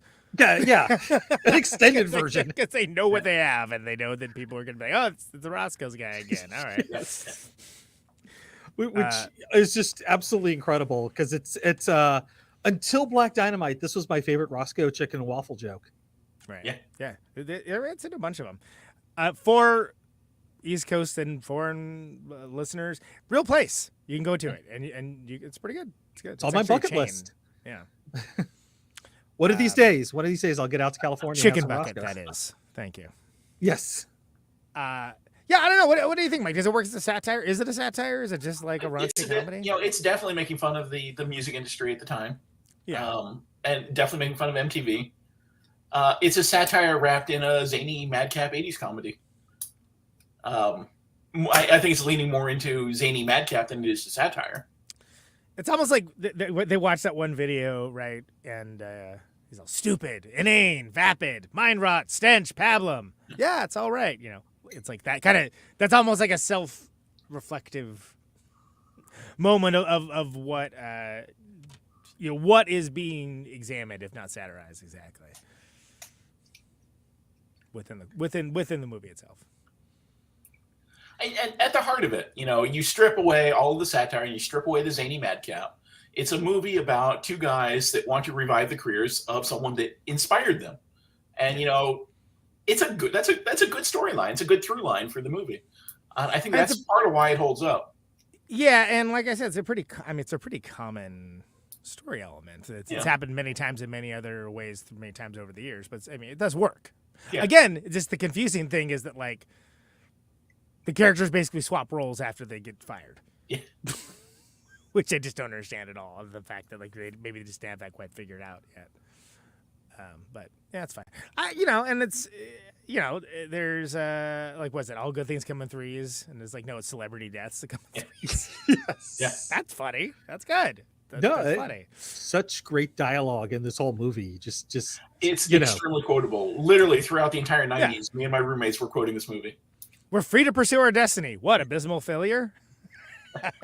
Negativity fest. Hey, you can't pin that on us. Yeah, that's great. Exactly. Teach me to read. Sign my butt. Yeah, teach me to read. That's pretty great. Yeah. Now they're pointing machine guns at us. Yeah. Yeah. It's very quotable. Yeah, it's wild to think about where everyone was in their career around this too. Like it's sort of like Tim Robbins kind of became like an indie darling, for a while, and I think there was very earnest efforts to make John Cusack like the leading man of all leading men for all time, and that kind of seemed to work for a while, and then sort of maybe not so much, but it's just bizarre. It's just a bizarre movie. Well, because think of Bull Durham was like before this, right? They both came out in '88. It's about the same time. Yeah, I was gonna say, couldn't be more different movies, but like that was definitely like now granted like Kevin Costner's like the main guy there, but Tim Robbins was like he's bringing the lumber on that one, and it's a very different kind of movie. And then you have freaking Jacob's Ladder. Amazing couple years later, but like before you get into like all that the player and so on and the Altman stuff, he was just like a guy that was like he's like theater kid or something if I remember correctly from the beginning. But anyway, this was 2 years after Howard the Duck too. Howard the Duck, damn. Yeah, man, that is well, that's probably like in their we wanted to make it like Repo Man, but we don't want to make it like Howard the Duck. Well, one thing y'all don't quite necessarily realize, and Mike probably does, but most people watching, like Howard the Duck was huge in the 70s and 80s, like among comic fans. So and it was like people who didn't read comics would read Howard the Duck. It was a newspaper comic strip, it had this reach that nobody, and then that movie came out and killed the character Howard the Duck. Yeah. And the story behind it's actually a lot more fascinating, but that is a whole that's a podcast unto itself. But the history of Howard the Duck. You should do a true crime Howard the Duck podcast. Yeah. Okay. It's like, hey Mike, you want to do that? Do it like pre-recorded and be like, who killed Howard the Duck? The answer would be Seth Green. No. Well, it's wild that like Leah Thompson did like Back to the Future and then Howard the Duck. Like, and then she did Back to the Future too, and really only because it's like I don't know, what are we gonna do with her? I don't know, just stick her by the dumpster. She'll be good over there for a while. What? What? It's like, oh yeah, we really didn't think there was going to be a sequel, so we weren't thinking about it. Anyway, what do you guys think that about, always cracks me up. Michael Nesmith as like promoter for these movies, right? Like he puts himself front and center as like the promotional. Like there's a video that I saw where he does like a half an hour long promotion special that was, I guess, for TV or something. Like I don't know how else people would have ingested. Because he was consumed it at that point. He was still, again, the thing to remember is like, even though the Monkees were like a long time before, he was still known. Like the Monkees were like known. It was like people, they were just like in the zeitgeist. And when did Monkees had their big revival in '86. I was just gonna say, I was gonna look it up before I said it. But MTV started showing like the Monkees again. So there was this whole like other thing of like, oh yeah, this is and unlike the rest of the cast of the Monkees, he kind of stuck around to the music industry. He was in Nashville recording a bunch of stuff, and he has a vast catalog. I mean, to go look at if you want to. This ain't Dallas. This is Nashville. But if you want to check out, his music, like after the Monkees, it's interesting stuff. Not my favorite, but he puts himself kind of front and center to promote this movie, right, in a way that like he didn't ask John Cusack or Tim Robbins or anybody that's actually in it to do, right? Like he didn't like there's no promotion of them as the center point of this movie, right? Like there's no like they didn't send them around for interviews, but you can see tons of interviews of Michael Nesmith like on TV promoting this movie. He did like this little special where he's like front and center, and he's at his house and he's like walking around explaining what they were trying to do with this movie and what he thinks it's going to be. Like he put himself as like the real promotional point of this, which is kind of a fascinating thing. I don't think many producers really do that, right? Like, because he's not the one that's writing it. He's not the one that's directing it. He's the money guy behind it. But he wanted it to succeed, and that's why he put literally put money towards these like bizarre projects. and then like put his reputation on the line and being like, this is something you should check out. In the same way that like tried to do with Head, and that didn't really work out, but like just being all the like ads for it at the time were Michael Nesmith presents. right. And think about like was it Holy Grail, right? Monty Python, like when they were trying to get that movie made, like, you know, it's the same sort of deal. They just went to all their friends who happened to be in these like rock and roll bands. Yeah, which George Harrison was the Oh yeah. Yep. Yeah. And that was just, hey, we ain't gonna get this any other way. You know, and you know, it's like if you can get it from whatever, Jethro Tull and Led Zeppelin and Pink Floyd, great, do it. Yeah, get that Beatles money. Exactly. But he wasn't necessarily like friends with Bill Fishman, right? Like No, but the thing is, he was actually a supporter of weird art. Yeah. And he stopped promising him. So. But yeah, so this is him talking about his role as executive producer on stuff. Nice.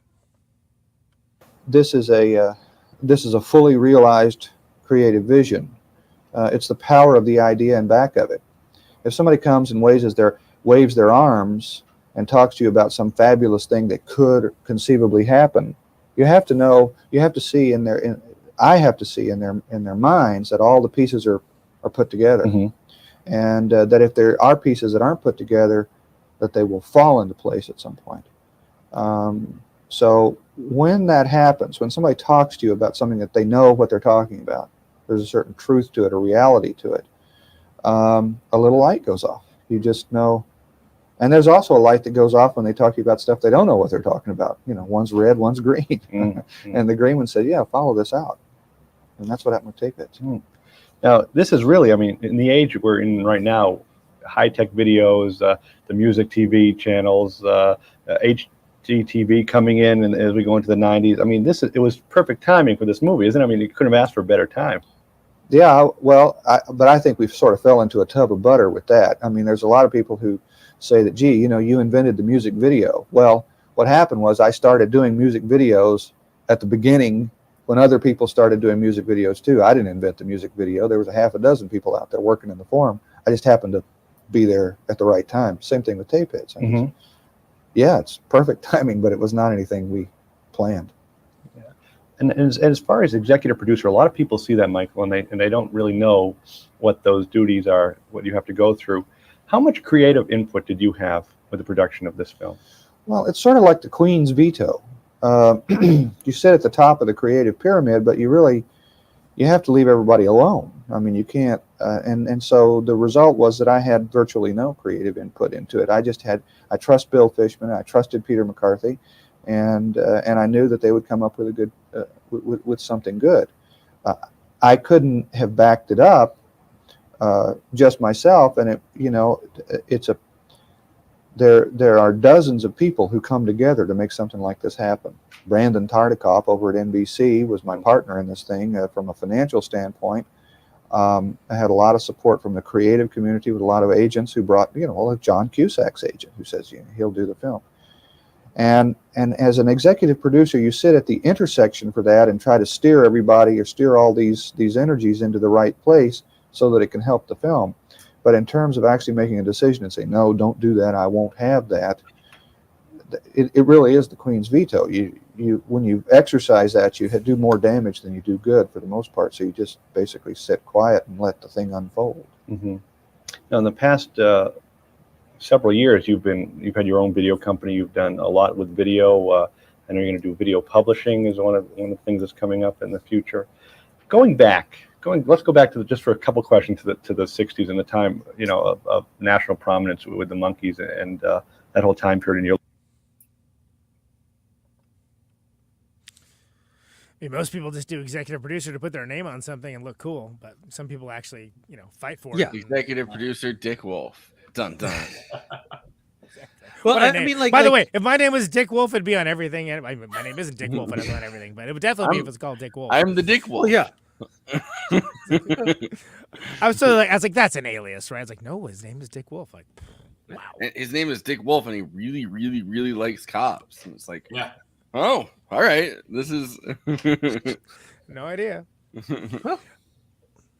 But better than having your name be Wolf Dick, I guess. You kind of need someone to help you move something like this along. Because if you try to explain, yeah, what is it you're doing again? Yeah. Well, yeah, because I mean, there's a couple different ways you can executive produce. Like for example, Stan Lee had his name as executive producer on a lot of things, yeah, and he didn't do anything. I mean, in the '80s, that's a bit of a different story. I'm gonna, he was actually very active in getting stuff made in the '80s. But in the past, look at any of the Marvel movies. Now that they hologrammed him in some of them. Yeah. But his name is there so they could pay him because honestly, a lot of those people from the comic book industry deserve to be paid and should have executive producer titles, and get that kind of money.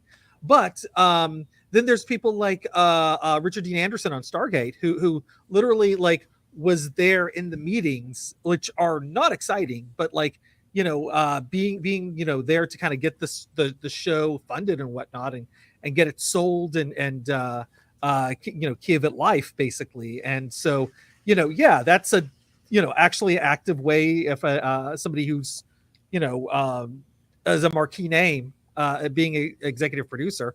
And Gabe actually talked a little bit about this because he's a consulting producer on the upcoming Dresden Sun with Christina Ricci. And which is a little bit of a different job. It's a not well, executive producer is also sometimes some people are really good at just raising money for projects, right? There are people that are really good at just kind of going out and being like, hey, friends that I do cocaine with. That's how I start all my phone calls. I know you guys have tons of money laying around, and I'm doing this project. And I feel like something like Repo Man or a lot of Alex Cox's stuff, right? There really needs to be somebody putting that money aside for them because it's such a these become such insane projects. I mean, it's a little bit different when you have NBC kind of producing this as a more mainstream version of a cult film. I think that money is already kind of secured because you have a big company behind it, but with a lot of this this indie stuff, right? When you're coming from the indie side of that industry, what an executive producer does a lot of times is raise the funding from and secure distribution, really. And that's why people flock to A24 when they see that name. And Michael Nesmith was the A24 of the 80s. Which, by the way, it's a little sus that A24 manages to completely make the deal that SAG is asking for, right? They're able to sign away and say, hey, we're willing to pay our actors that much, but Disney and Fox and all those companies aren't. They can't. Exactly. It turns out maybe it's not about that. But I mean, it's kind of fascinating how much that I've always felt this, and I've talked to you guys about this before, how much the title of executive producer can really vary based on. It can mean a number of things. Yeah. It's not a one-size-fits-all term. It could mean that you sexually harassed and edited the film to death if Harvey Weinstein's on it. Right, exactly. Yeah. And it kind of makes it a dream job to just have the title executive producer attached to my name one day if I'm ever lucky enough, because it would just be very funny to try to explain to people what that is and be like, you don't need to know. Listen, I'm here, right? I'm here behind this velvet line, and you're not. I mean, technically, I'm an executive producer in the music industry, but that's a whole other story. Don't ask me how. Didn't get any dump trucks of money either. That's right. You should have been DJ Andrew World. Apparently, a lot of the in rap and stuff, right? The people that go by DJ, they've just produced a couple songs, and then you can add DJ to your name for whatever fucking reason. Yeah. So you should have done that and then been yeah, I'm DJ Andrew World. Yeah, I could do that from now on. Yeah.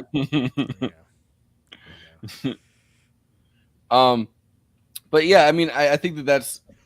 I feel like the difference between this movie though and Repo Man is kind of fascinating because it's literally the same team behind pushing it, right, and getting it into the so when he talks about getting NBC behind it, it's kind of this huge step up in the sense of mainstream financial security, right? Because essentially what Alex Cox was doing with Repo Man is he was just out of fucking film school. This is like his first, his first project. He's like 26, I think, when he made it. And this is also Bill Fishman's first movie. Like he's never, this is his directorial debut, but like they've kind of done it on a bigger scale. And the amount of kind of people that they've gotten into it just for like 5 seconds or whatever really shows that, right? Like with Alex Cox getting a bunch of fucking cameos, it's because he's like friends with the people and he's kind of like, in the underground. In this case, a lot of these are kind of phoned in. Well, yeah, I mean, you got Peter McCarthy, right? Who's the producer and co-writer, and like you worked on Sid and Nancy and stuff, and in Repo Man too, I think. And it definitely seems like, can you get so and so? Yeah, I think so. And then like that was like the conceit of, well, that's the only idea we had, is to get them and have them be in the movie. Well, what are we gonna do with Weird Al? We'll have him like shove John Cusack. Yeah, exactly. Weird Al, could you shove John Cusack? Yeah, sure. Why not? But then that's also like different like lineages. This movie's kind of, UHF is definitely another movie that this is kind of related to, right? And Repo Man. So like it's kind of interesting that they pulled all this talent from those other projects to be like, this is kind of the culmination of our cult movie. I don't think that's what Bill Fishman was trying to do, but like this is almost like the culmination of all of these different. But it is because like look at the Junior Walker and Sam Moore Swanky Boats thing. That's Blues Brothers. That is the Blues Brothers, except for they aren't playing music. They're just fans of the music. Like it's like, all right, fine. Like there's nothing wrong with like getting actual R&B legends to like be in your film and like having that. Cool, but it's just like a little bit of a pastiche. Yeah, and it's like taking the Blues Brothers, like it's taking the movie with Blues Brothers, and instead of focusing on the Blues Brothers, you focus on the guys that like film a music video. The fanboys. Exactly. Right. Using actual R&B legends for the Swanky Modes made all the difference. So that would never work. It would never in a million years that whole storyline would not have worked if it was Dan Aykroyd and John Belushi. And actually, the singles that they cut for the Swanky Modes really hold up pretty well. Are pretty good, yeah. Well, and it's apart from the overproduced '80s, production on them. Right. I would love to hear someone strip out the vocals and reproduce those in like a stacked record kind of sound. Well, and I keep harping on it, but like Sam Moore, Sam and Dave. Yeah. He also wrote Soul Man. Yeah. No, literally the song. Literally, he wrote the goddamn song. Shotgun. Yeah, and it's not so much. It's like a ripoff. Like it isn't like the GoBots version of Blues Brothers or like Repo Man or anything. But it's taking like a magpie from these different things that are like cool. Not even art house, just kind of like culty kind of movies that are celebrating these weird pockets of freak factor stuff. It's a little bit like what Quentin Tarantino does, like in its rawest form. Sure. Yeah. Well, and something that I think is really interesting that I don't really want to play, like it's like a 4-minute clip that I found and just voice. So I'll try to summarize. But a big challenge of this movie is that John Cusack and Tim Robbins are both obviously very improvisational actors at this time, right? Like as comedic actors. And Junior Walker and Sam Moore are not, right? They kind of insist on staying with the script. And I think Bill Fishman wanted the script stayed to, because obviously it's his, he wrote it and it's the thing he wanted to direct, and but like having to rein in John Cusack and Tim Robbins while also kind of sticking to two R&B legends that have never really acted like in a movie before, especially who are great. Like let's be clear, yeah, they do an awesome job. They are fantastic. But I guess that was a big problem in Blues Brothers too, of like you have these like legendary musicians who like have never acted in their life, and like some of them some of them did a better job than others. And you have Aretha Franklin just appear from the back from the kitchen to be like, they didn't even gotta cover for any lines. Right. And then you also have like Martha Quinn is just in this. As Martha Quinn. It's like, no, you just be Martha Quinn. Okay, well, she knows how to do that. No. We gotta do a Blues Brothers episode one day. I would love to. That movie's great. We should do it as a platonic crossover, like the same kind of thing that we did with crossover with the Spinal Tap.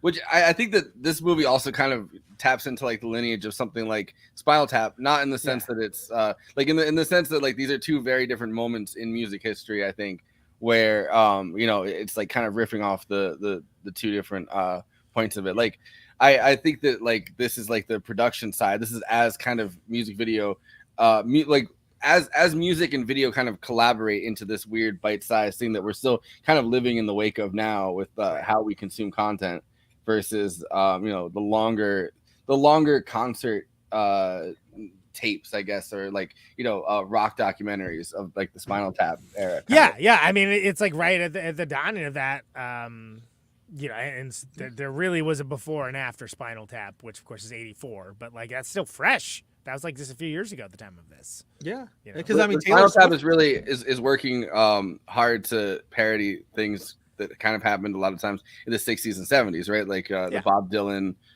music videos where people would just kind of take a camera and follow Bob Dylan around, or like the Beatles around, or the Pennebaker stuff, the Ian Russell thing, the band, the movie. I can't think of it right now, but all those kinds of things. Yeah, Scorsese's one where he kind of The Last Waltz. Waltz. Yeah, thank you. I could not think of that for the life of me. But yeah, this is kind of the more bite-sized pop cultural version of this, which I think we're very much living in like kind of the post MTV moment where it's I mean, I think you can draw a direct line between like the music video era of MTV and kind of the fully accessed gate is open, but at the same time it's like these platforms like YouTube or Twitch, or like, well, not really Twitch, but like YouTube, or like like Vimeo, like platforms like that kind of now gatekeeping what people end up seeing, because there's such a flood of possibilities of things you can discover. That number one, you can discover something from like a band that you've never heard of before out of nowhere, but at the same time there's all these mechanisms now where it was just kind of MTV or something like that before. And what instead of MTV is gatekeeper, it's the algorithm. That's it. That's a difference. And what Forrest is saying is go check out Conan, Neutron, and Secret Friends. Yeah, please. See, now I added the There's some Bandcamp, great music videos on YouTube that you could find. And I added the Bandcamp, the Bandcamp link to my intros. Saw that, which is going to come in handy when I can finally announce this new damn record that we're doing. But anyway, whatever. One of these shows. Yeah, one of these shows off the tour. Got a bunch in the vaults, and it's coming out of the vault soon. This is the equivalent of the big things coming announcement. All right, why don't you just tell us when the things are here? Okay, cool. I like a lot of times rappers do this, I guess, but like a lot of times they'll like make an announcement like, I know I've been really quiet lately. I've been moving in silence, but big things are coming soon. It's right. I haven't noticed. No, actually, I didn't notice that at all. That wasn't paid. It's like, oh, it's because you're always you every time you're in front of a camera, you're doing this. Yeah. Exactly. It seems like you were just kind of doing normal stuff that you do, but okay, if you say so. I saw you at like the MTV Music Video Awards or the VH1 Video Awards the other day. Like you seemed like you weren't really moving in silence. You talked to the person on the red carpet. But seems like you're quite the chatterbox, frankly. If you're told. I mean, it'd be amazing if they like dressed all in black and tried to sneak past the red carpet. Like dressed like an actual ninja. Yeah. It's not me. I'm moving in silence. I feel like Aubrey Plaza might do that. She probably would. Yeah, but she wouldn't do that because she's moving in. She would just do that because it's awkward to have to talk to, like. Yeah, she wouldn't make an announcement about it though. Yeah. She would just do it, be like, "Yo, was there a ninja at the Academy Awards?" That'd be awesome. Oh, Aubrey, man. You have that one on free. Yes, I can charge for that. By the way, I'm not even sure who this is in this. Like when she's Mike, you can jump in anytime you want. This is not important business. Yeah. When they're in the limousine and it's like the Menudo guy that's like their agent or whatever. Yeah, that's somebody that I should know. I feel like, but I didn't recognize who that is. Yeah, he's like, oh, Menudo, like. I think there's yeah, because he had his hat on and then he took it off and became a very different character, and it was just really weird. That scene, and I know what you mean. Yeah, and I feel like I remember Lyle Alzado's in this, which was a surprise. I was like, oh yeah, Lyle Alzado. Forgot about that dude. He's all over the '80s stuff. This is like their Menudo. Do you even know who that is, Forrest? Lyle Alzado? I don't. Oh, I'm man. moving He was like a dude from the NFL. He was in the I was just trying to move in silence past it. Yeah, right, exactly. Oh, yeah. He was in the Raiders. Yeah, he was the dad. Cancer, which was pretty fucked up. Yeah. and like he was one of those guys that would just get brought in to be in a movie just to be like, look, Lyle Zato's in this, and it was like that was like the sum total. Like he's in like an Ernest movie for a reason I'm not entirely certain. I don't really remember. Like he was just a guy that was around in stuff, and like people like, oh, it's him. It's that guy. Anyway, Lyle. Like there's an episode of it's Gary Shandling's show where like Gary Shandling literally brings him on to make fun of that concept, which is pretty hilarious. But Lyle Alzado, thank you, ladies and gentlemen. It's limbo time. Yeah, I do not remember who you were saying it was the. Yeah, I'm trying to find. I'm looking through the. Yeah, me same here. I did want to bring up that the guy who sexually molested all the kids on Nickelodeon was in this movie. Oh, which one was that? Stevens, that guy. Yeah, the guy who was in Head of the Class. Wow. Yeah. Yeah, because that's all I know him as is Dennis and London. Fishman? Is that it? It could be. I don't know. I appreciate that. I don't think that Sam Moore and Junior Walker were in very many movies after this either. So their IMDb pictures are from this movie. Oh, really? Yeah.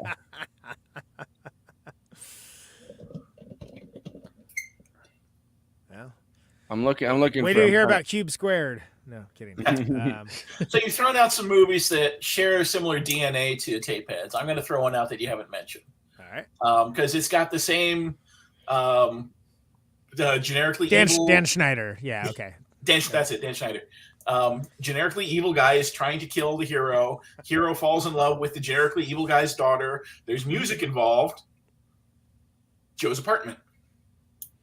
Joe's Apartment. Oh, wow. Yo, Jerry O'Connell, right? Yes. Yeah. I guess I didn't. I guess there is no reason to know who this guy is. So the guy that I was trying to reference is Cody Mundy. Right. I guess that's the that name. name actually sounds familiar. That's the guy that the Menudo agent. Yeah, like, he's done a lot. Wasn't Joe's Apartment like off? Wasn't that based off like an MTV sketch off of like Liquid Television or something? Yeah, I remember it being like. Yeah, it's also got the MTV background on it as well. MTV connection, yeah. The movies and have some cockroaches similarities. like were charming and like dancing around and had like okay, I remember this now. Yeah, okay. Yeah. By the way, I've never seen a cockroach dance around and be charming. To be clear, but well, you've got to get them in groups. When I went to Texas, and stayed there in the hotel. Right, there's more cockroaches in Texas than any other state. There was one hanging out in the jacuzzi in the fucking hotel room that I was. Was he just sitting there with a hat? Yeah, he like seemed a tiny bit charming. I don't know. Yeah, he was dancing around. Yo, he tried to do the thing where the '80s movie thing where you bring all the people in for a party. Right. And it goes, it's a crazy party. He's Someone like, paint hey everybody, it's limbo time. Yeah, exactly. In Joe's Apartment, the crazy party is thrown by the cockroaches. So, but yeah, that's right. Again, more similarities. That's right. It's all good for people. Was Limbo like? Because I feel like Limbo was a big deal. Yeah. And then everyone acted like it had not been a big deal for multiple years. Like it was disappeared quicker than the swing revival as far as that I goes. remember like being in 6th grade. It was Limbo. Yeah. Everyone there's a bunch of fucking I think 80s and early 90s movies. Like late 80s, early 90s movies. Where every time you went to the roller rink, they did the Limbo.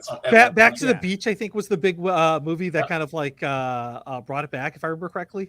Which is would you put it in the same milieu as this? Like, I mean, it's just Back to the Beach. I don't know. It was such a weird movie, though. It was just cocaine decisions. Yeah. That's probably the biggest corollary. Yeah, it was the cocaine. But it was a weird. It had lots of cameos and musicians, but like they were all specifically 60s musicians as opposed to punk rock. 50s and 60s performers. They had the big Pee Wee Herman number. Yeah.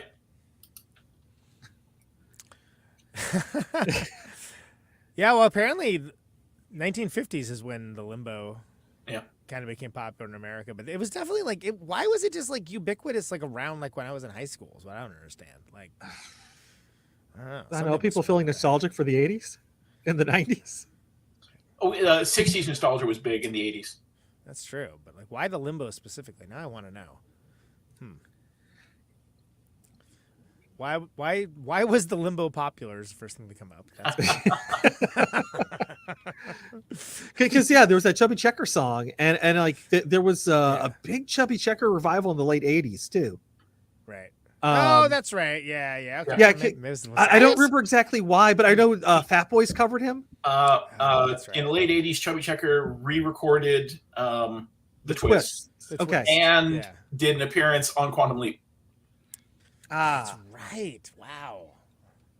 Yo, another movie with the limbo thing that came out also in 1988, Beetlejuice, right? Like, yep. Yeah. Well, that's what I was gonna say it until I could figure out if like where the patient zero of the limbo coming back was. Yeah. But that's what I was thinking of because that was huge. The Chubby Checker song, the limbo song that he did, was on the Moonlighting soundtrack. Limbo Rock.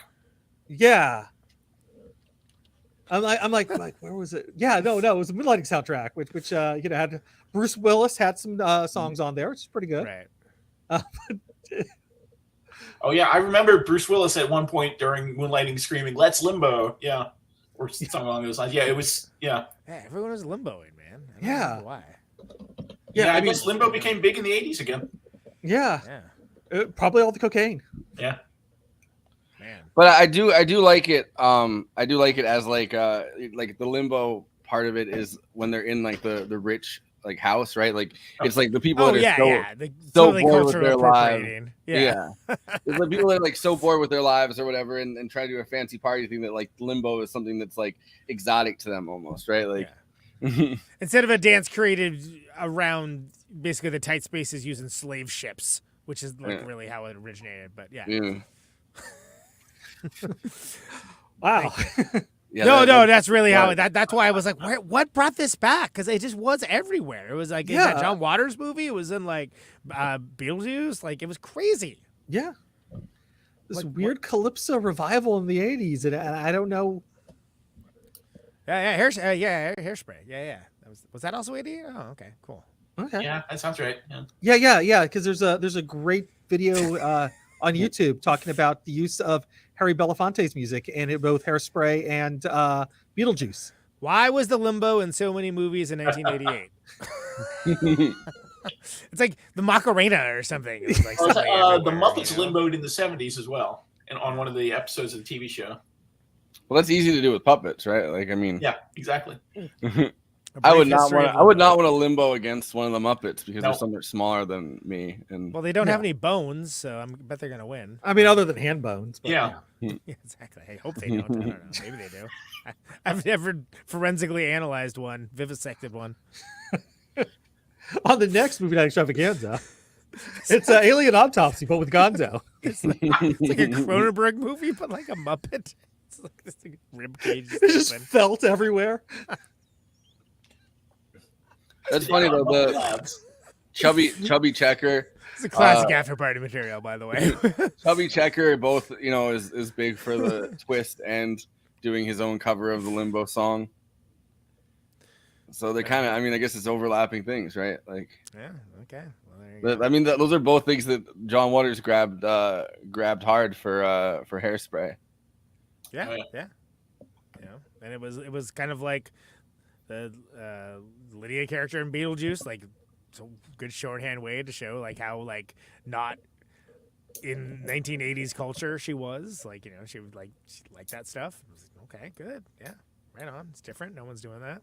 I kind of loved that Hairspray like John Waters, the closest thing he could get to like a mainstream movie, right? Like, it has like Divine as her mom, like yeah. It's, like, it's pretty tame compared to like well, not just tame though, like it's mainstreamed, right? Like it's something that like can be ingested by like a mainstream audience, and like it's still a fucking weird movie. And like, so for John Waters to be like, oh, this is my version of like in some ways I guess his version of like a Tapeheads, like his cult classic that a lot of people can watch as like a mainstream success. But bringing it back to what we were talking about earlier, that like that wasn't, that became a cult hit, and because Hairspray was not a mainstream hit, but it was one of Waters' bigger successes. But it's maintained that cult hit status because it wasn't trying to be a cult movie. It was trying to be a mainstream film. Yeah, it's definitely it was really his only major attempt to be. I mean, maybe Crybaby, Serial Mom, maybe. Yeah. But like John Waters Pecker. Yeah. When you were typing Hairspray, people also ask, "Why is Edna a man?" In Hairspray, it's like the first question. Tradition. There you go. And then you go, "What kind of woman is Edna?" Awesome. That rules. We're progressing, I guess, right? Exactly. Society. Shall we lay into letterbox reviews for this? Yep. Cool. So, my letterbox is a website. It's a social media site for film lovers to talk with into each other about the films that they love. Maybe the films they didn't love, the films they were completely baffled by. There was literally one that just was like, "I want to fuck John Cusack," and that was the review. I was like, "Wow!" even with his dumb little mustache. It was pretty stunning stuff. But anyway, it's a bottom-up democracy. Everyone gets to have their say, not just Siskel's and Eberts of the world. By the way, Roger Ebert, not a huge fan of Tapeheads. I think he I don't think most film critics were at this time. I think he gave it like 2 stars or 1.5 stars. Right. Letterbox is like I said, bottom-up democracy. Everyone gets to have their say, not just the big critics of the world. And these are the Letterbox one-liners for Tapeheads. Let's go. Cocaine's feature-length music video. Awesome. There's that. Shama Kung Fu. There's a great tag: eating a hot dog on the toilet. That's good. He's eating those glizzies. Ugh. This would have been so good if it just weren't so bad. I mean, fair, I guess. Yeah, harsh.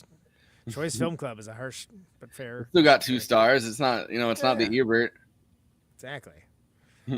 Almost great. Although the guys with mullets miming to Baby Doll by Devo is a classic scene. I like when the paint starts hitting them, and it's like such a they have to keep going with the fucking music with it, but I feel like it gets too far when everything gets set on fire. Yeah, that is a bit extreme, but fucking insane that Jim Keltner and Weird Al are in this movie. I thought the same thing. Does everyone know who Jim Keltner is? I know the name. Famous session drummer. Like he did stuff with like Dylan, like Gary Lewis and the Playboys. Everyone, yeah. Yeah, he played with the Beatles. Like he's just like a guy that had played with freaking Rycooter. I mean, like he's like one of those guys. But it was like he was in the band. It was like, oh snap, that's Jim Keltner. That's wild. Because it's kind of like he's not like an A-tier dude that people would know. But it's like if you know, it's like that's crazy that he's just like in this band. There's so many cameos in this. I feel like they can like get even people that aren't like A-list celebrities past everybody. Yeah. Crowbar him in. Great. More than there. Didn't pay attention at all, but I think I liked it. That was the first time I watched this, like in 2021 or whatever. We talked about it with Andy. Like I had to rewatch it. I was in the Hamptons at like my family's house or whatever, like my great aunt's house for like my grandma's birthday or something, and I had to try to watch it on a screen while everyone was kind of like chatting in the background really loudly. And I was like, I think I liked it, but I had a hard time. Like there's too much going on at once.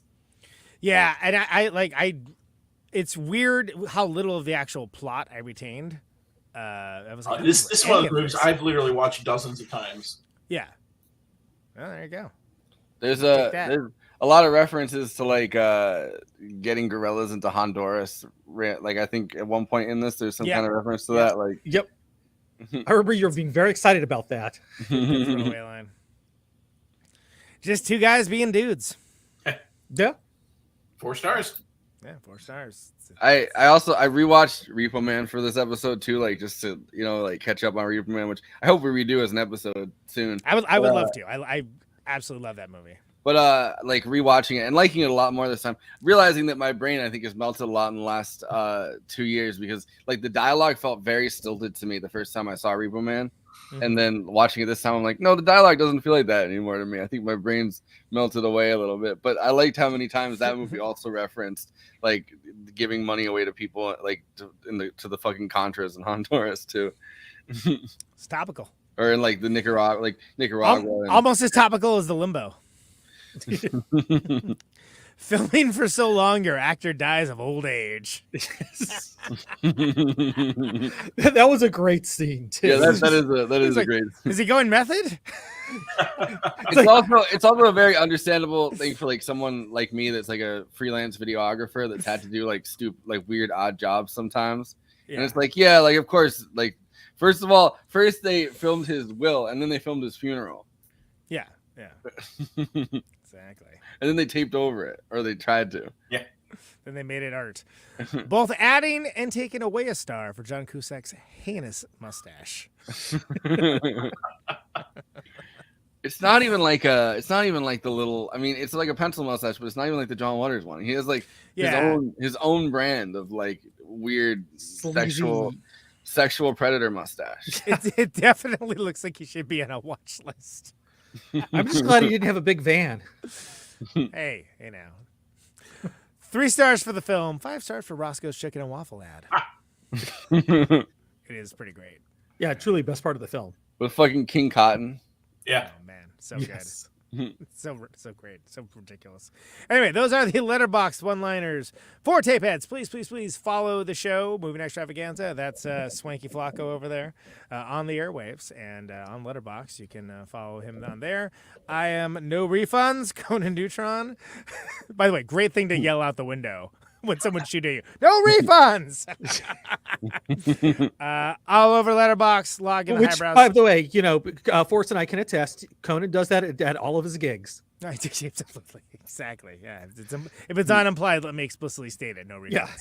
Yeah. I'm on Letterboxd watching all the highbrow stuff, midbrow stuff, Populous Fare. Follow me along for the Criterion Challenge if you feel so inclined.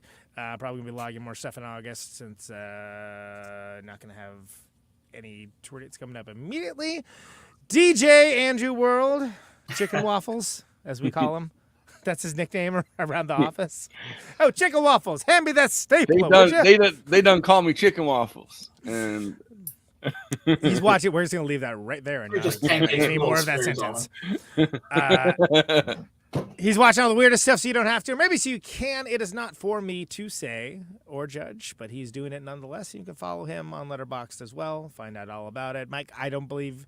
Are you a Letterboxd user on there? It's not a professional thing. I just don't want to miss you. It's not. Yeah. Join. Thing, but it's very addictive. We're fans, if you can't tell. Jane World, Chicken Waffles, as we call you. Take it away with the plugs, please.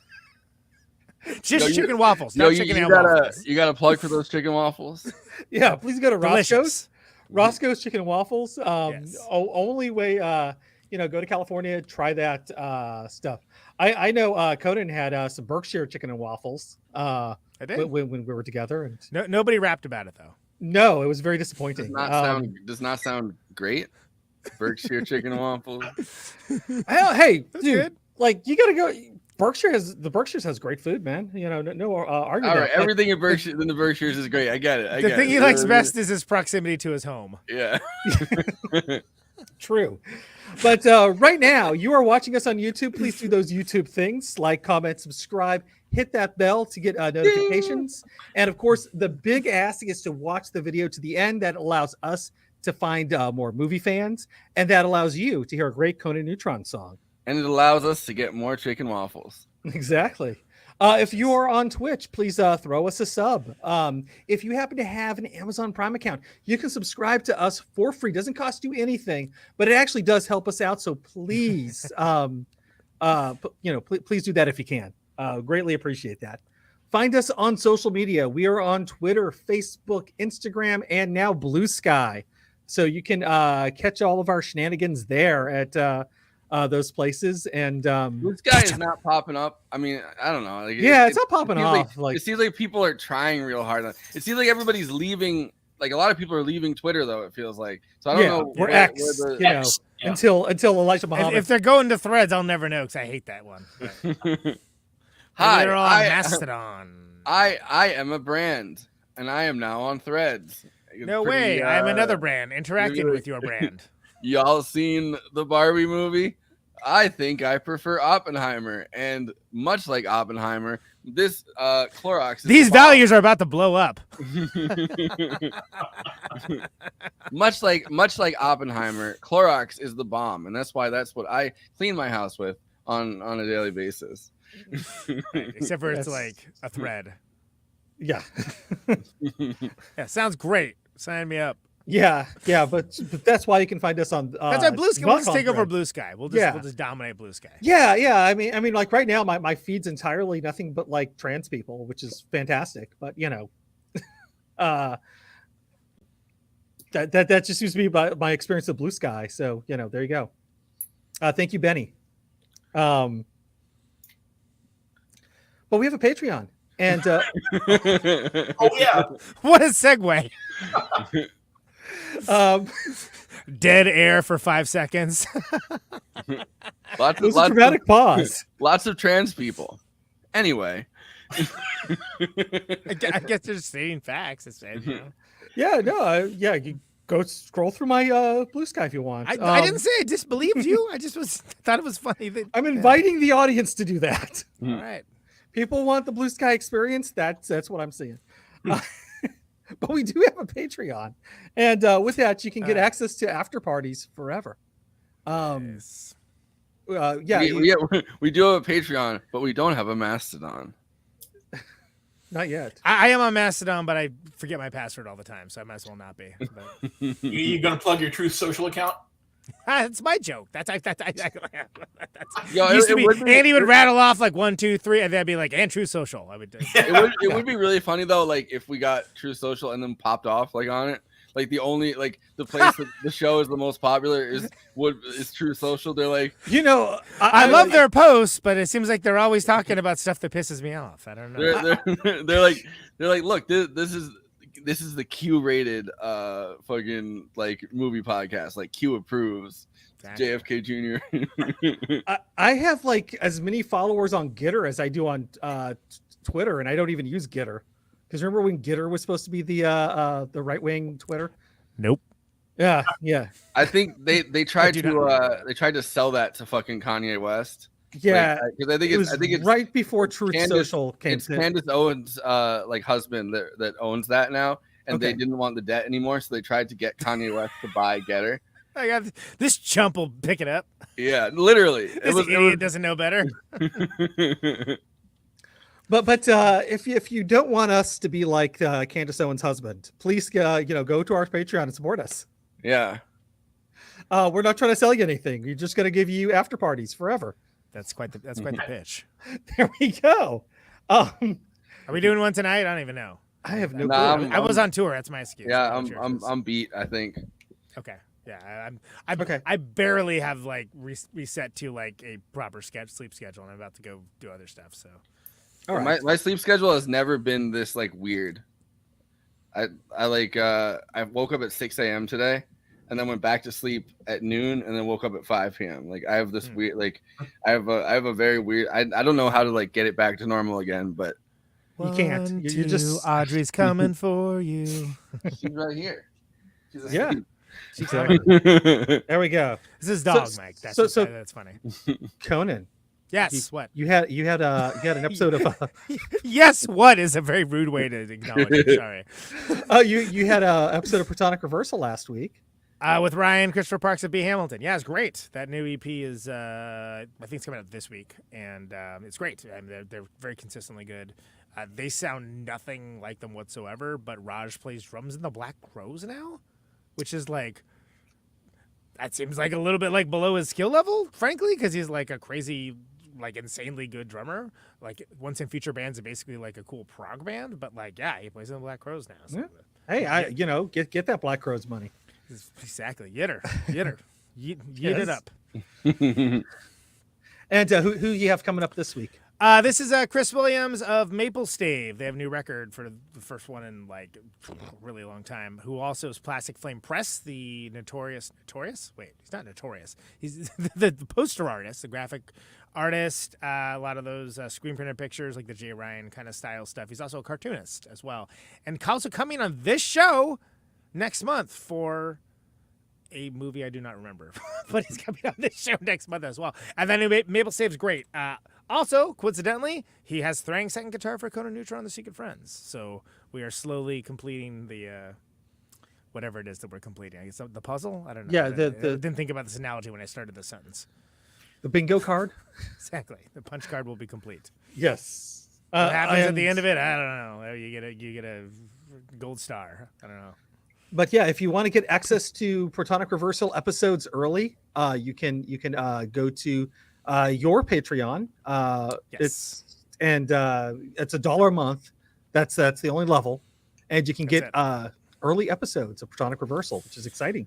Bernie Sanders model, $1 a month, early access. Das ist alles. I got a bunch of insane stuff coming up. Eugene from Oxbow is coming back to talk about his book and the new Oxbow record. He's always wonderful. I got Norm Westberg of Swans coming up. For people that are Swans fans. Mike Hart of Thrall and God Boys is coming back. I'm going to have 1, 2, 3 members of Sleepy Time Gorilla Museum, which is going to be really big for people who know that is. But anyway, follow along on all the social media stuff, all of the things. Protonic Reversals on all of it, and you'll find out all about all that good stuff. Yeah, and I think you finished up your little mini tour, right? Yeah, we're playing Madison this coming Sunday. Okay. And Action Chief is playing the River West 24, which is going to be the last Action Chief show. Ever? So, or at least for now. I guess you have to show up and find out. Yeah, show up and find. It's like when Bowie, did the last Spiders from Mars show. Exactly. Forrest is going to be there filming it. It's going to be exciting. And then, Secret Friends are playing Mickey's and Madison with Bronze Sage and Heat Death, who are both great. Yes. And that may be the only Madison show of the year. I'm not sure. So that should be one not to miss. I have stuff to announce, but I still can't announce it yet. And it's really annoying, but I have stuff for the fall. But in the meantime, you can go to neutronfriends.bandcamp.com and get all your Conan Neutron tunes if you haven't yet. And you can buy it all of it, the entire discography for one low price. Yep. Which I can't remember what it is. It's like, what, $25? That seems reasonable. I think that's it. I think that I'm literally gonna have to look because I don't remember because it goes up after every album, right? But I think it's still like if it's not $25, it's like around 25. Yeah. $24.05. That's a weird number. Okay, there we go. Yeah, I just rounded it up for you. Don't worry about it. Just say 25. It's fine. You don't need it, and I do. Well, I do need it, but I'm not getting it. You are. Yeah. I mean, there we go. We all need it. So go all the things that give us money, especially. Go do those things. Thanks. Yes. And with Christina not here, we miss her. We wish she was here, but we thought we were gonna get her freaking Barbie report, and we did. Yeah. Which would have been perfect after party material. The Barbie report. You made a song and everything. It was like, exactly. That will never be heard now. Yeah, no, we'll never. I'm so jilted about the whole situation. Exactly. No. He's burning the masters as we speak. I'm setting fire to them right now. But you can go support her on Patreon. I just wanted to plug her Patreon, even though she's not here, because we miss her, we love her, and she does bring production value. Mike.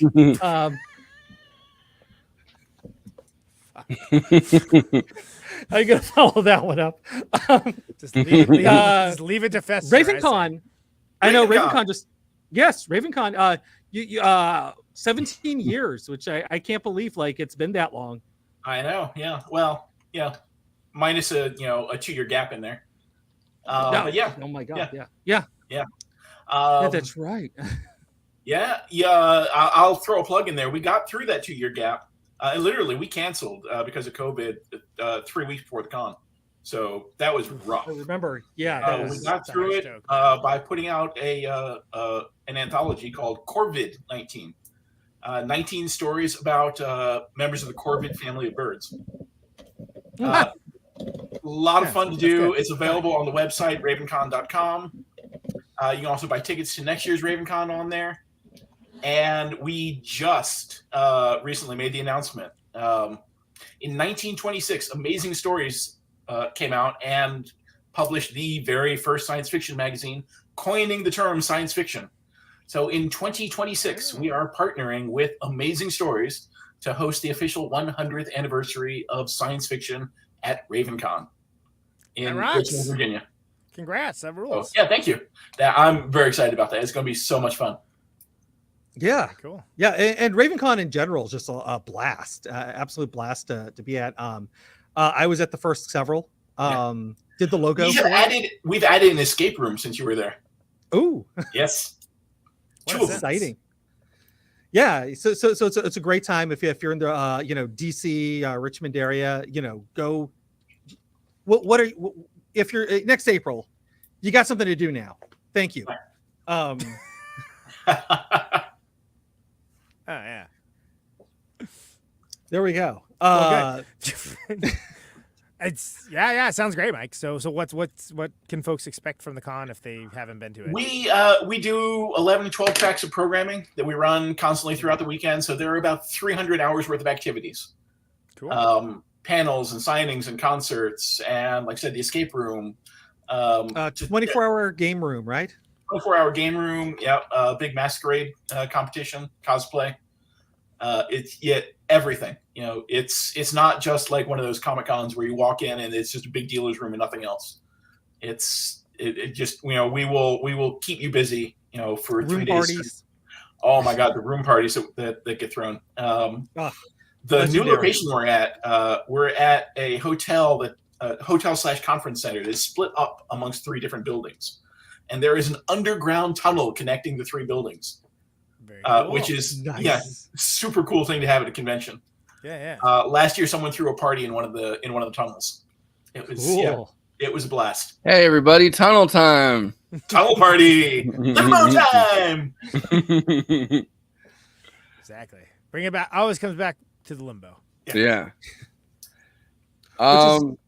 Yeah. Go ahead. No, go ahead. No, I was just gonna make a stupid joke. Go for it. It wasn't funny. Now it's really not going to be funny. It's definitely going to get funnier the more we push it.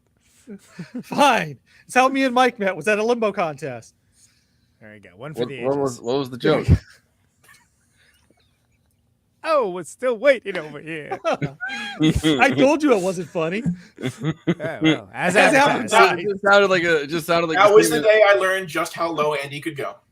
Right. All right. See, that was that's good. That was it's a good assist. Yeah, solid. It wasn't the joke. It was the setup. Yes. Right. Yeah. Exactly. I feel like it's the motion in the ocean. Really.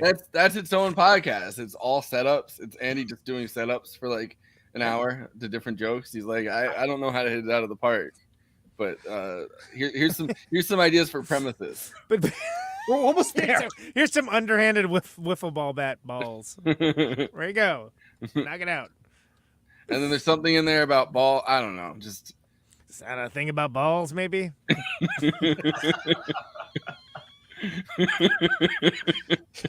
Yes. Shrug. There's a lot of there's really you have to do like video essayist voice. There's really a lot of directions you can take this one.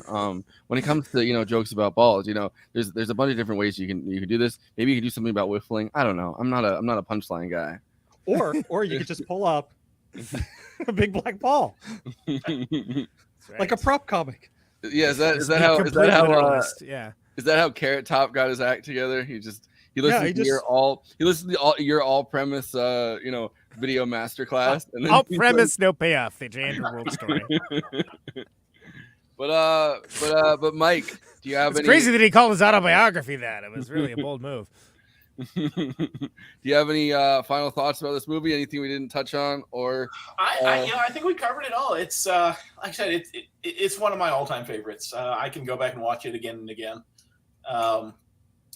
the music is fantastic, the comedy is fantastic, and it's got a little satire in there, so it's got a little bite to it.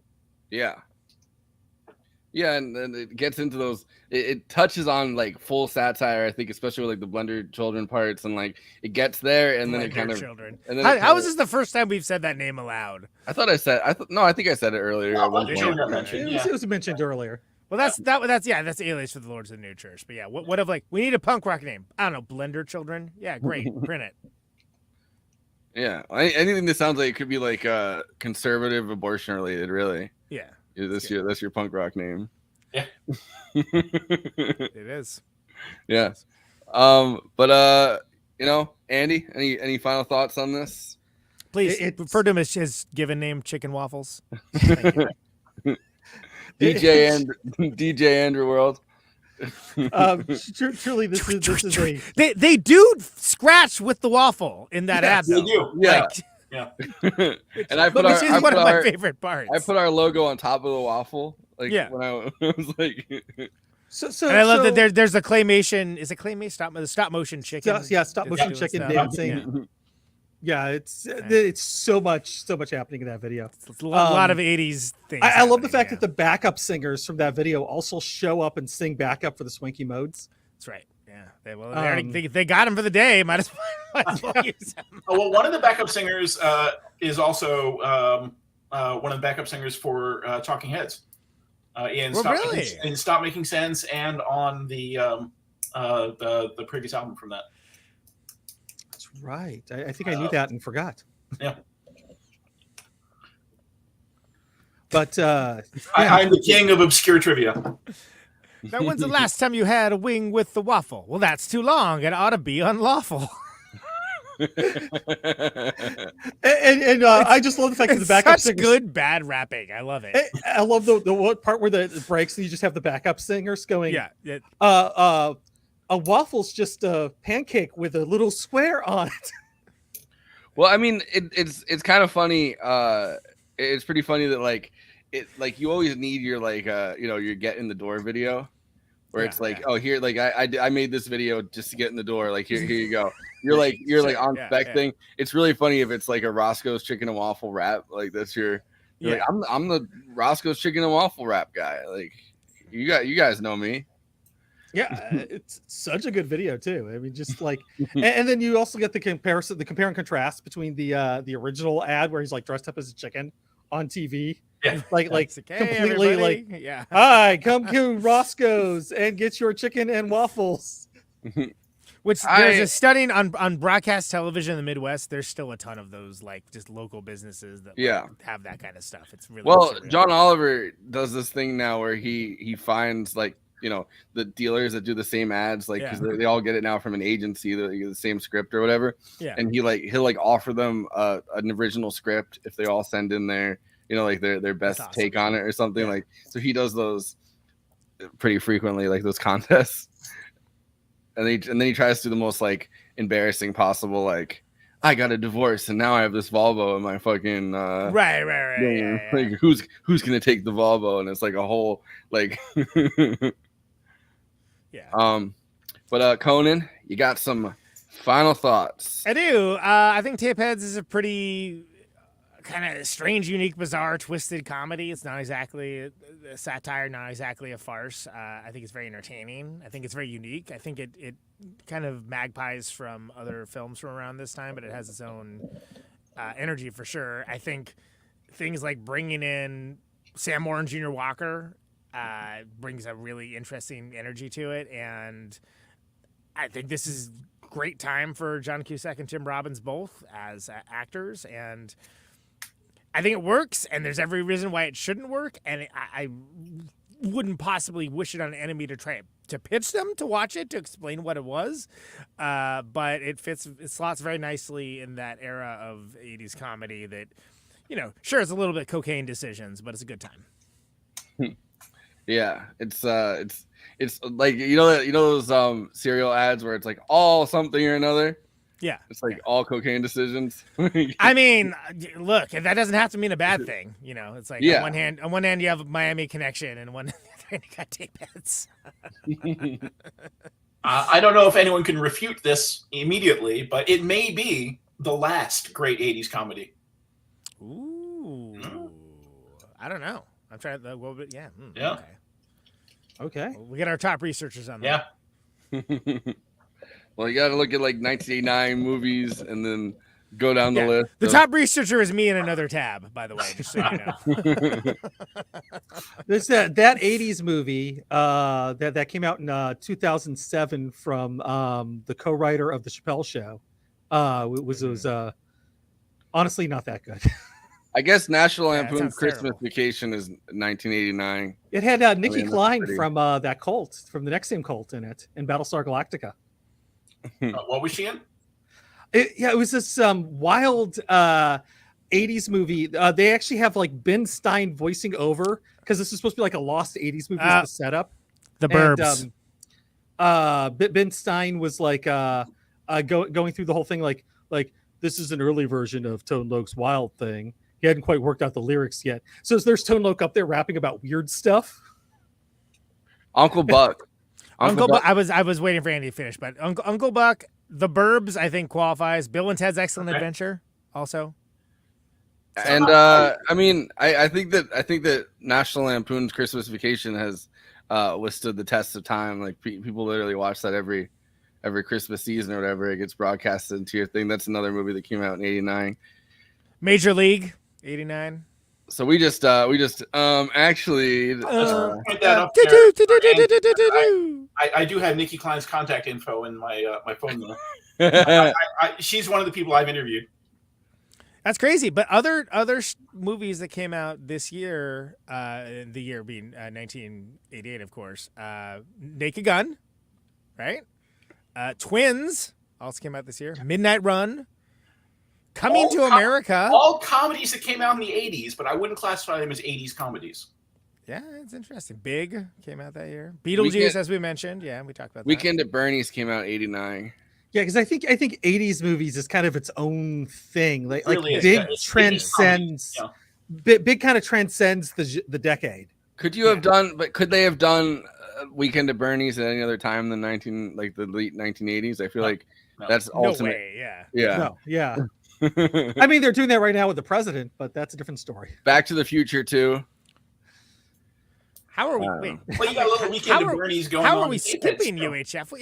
It came out in 1989. Sure, okay. I mean, fine. We named like 17 other movies. We're not skipping anything. Yeah, we we mentioned it like mentioned 7 UHF. times in the context of the show, right? I mean, Yo, Roadhouse came out. That's not a comedy, but Roadhouse came out in 1989. I mean, one could argue. All right. That throat ripping scene is hilarious. Yeah, I certainly laugh more at it than a lot of comedies. Let's put it that way. Anyway, whatever. Well, I guess we refuted that point. Catch That's us gotta on be the the next. longest snap correction ever. Sorry. catch us on the next movie night extravaganza next Tuesday when we talk about Office Space.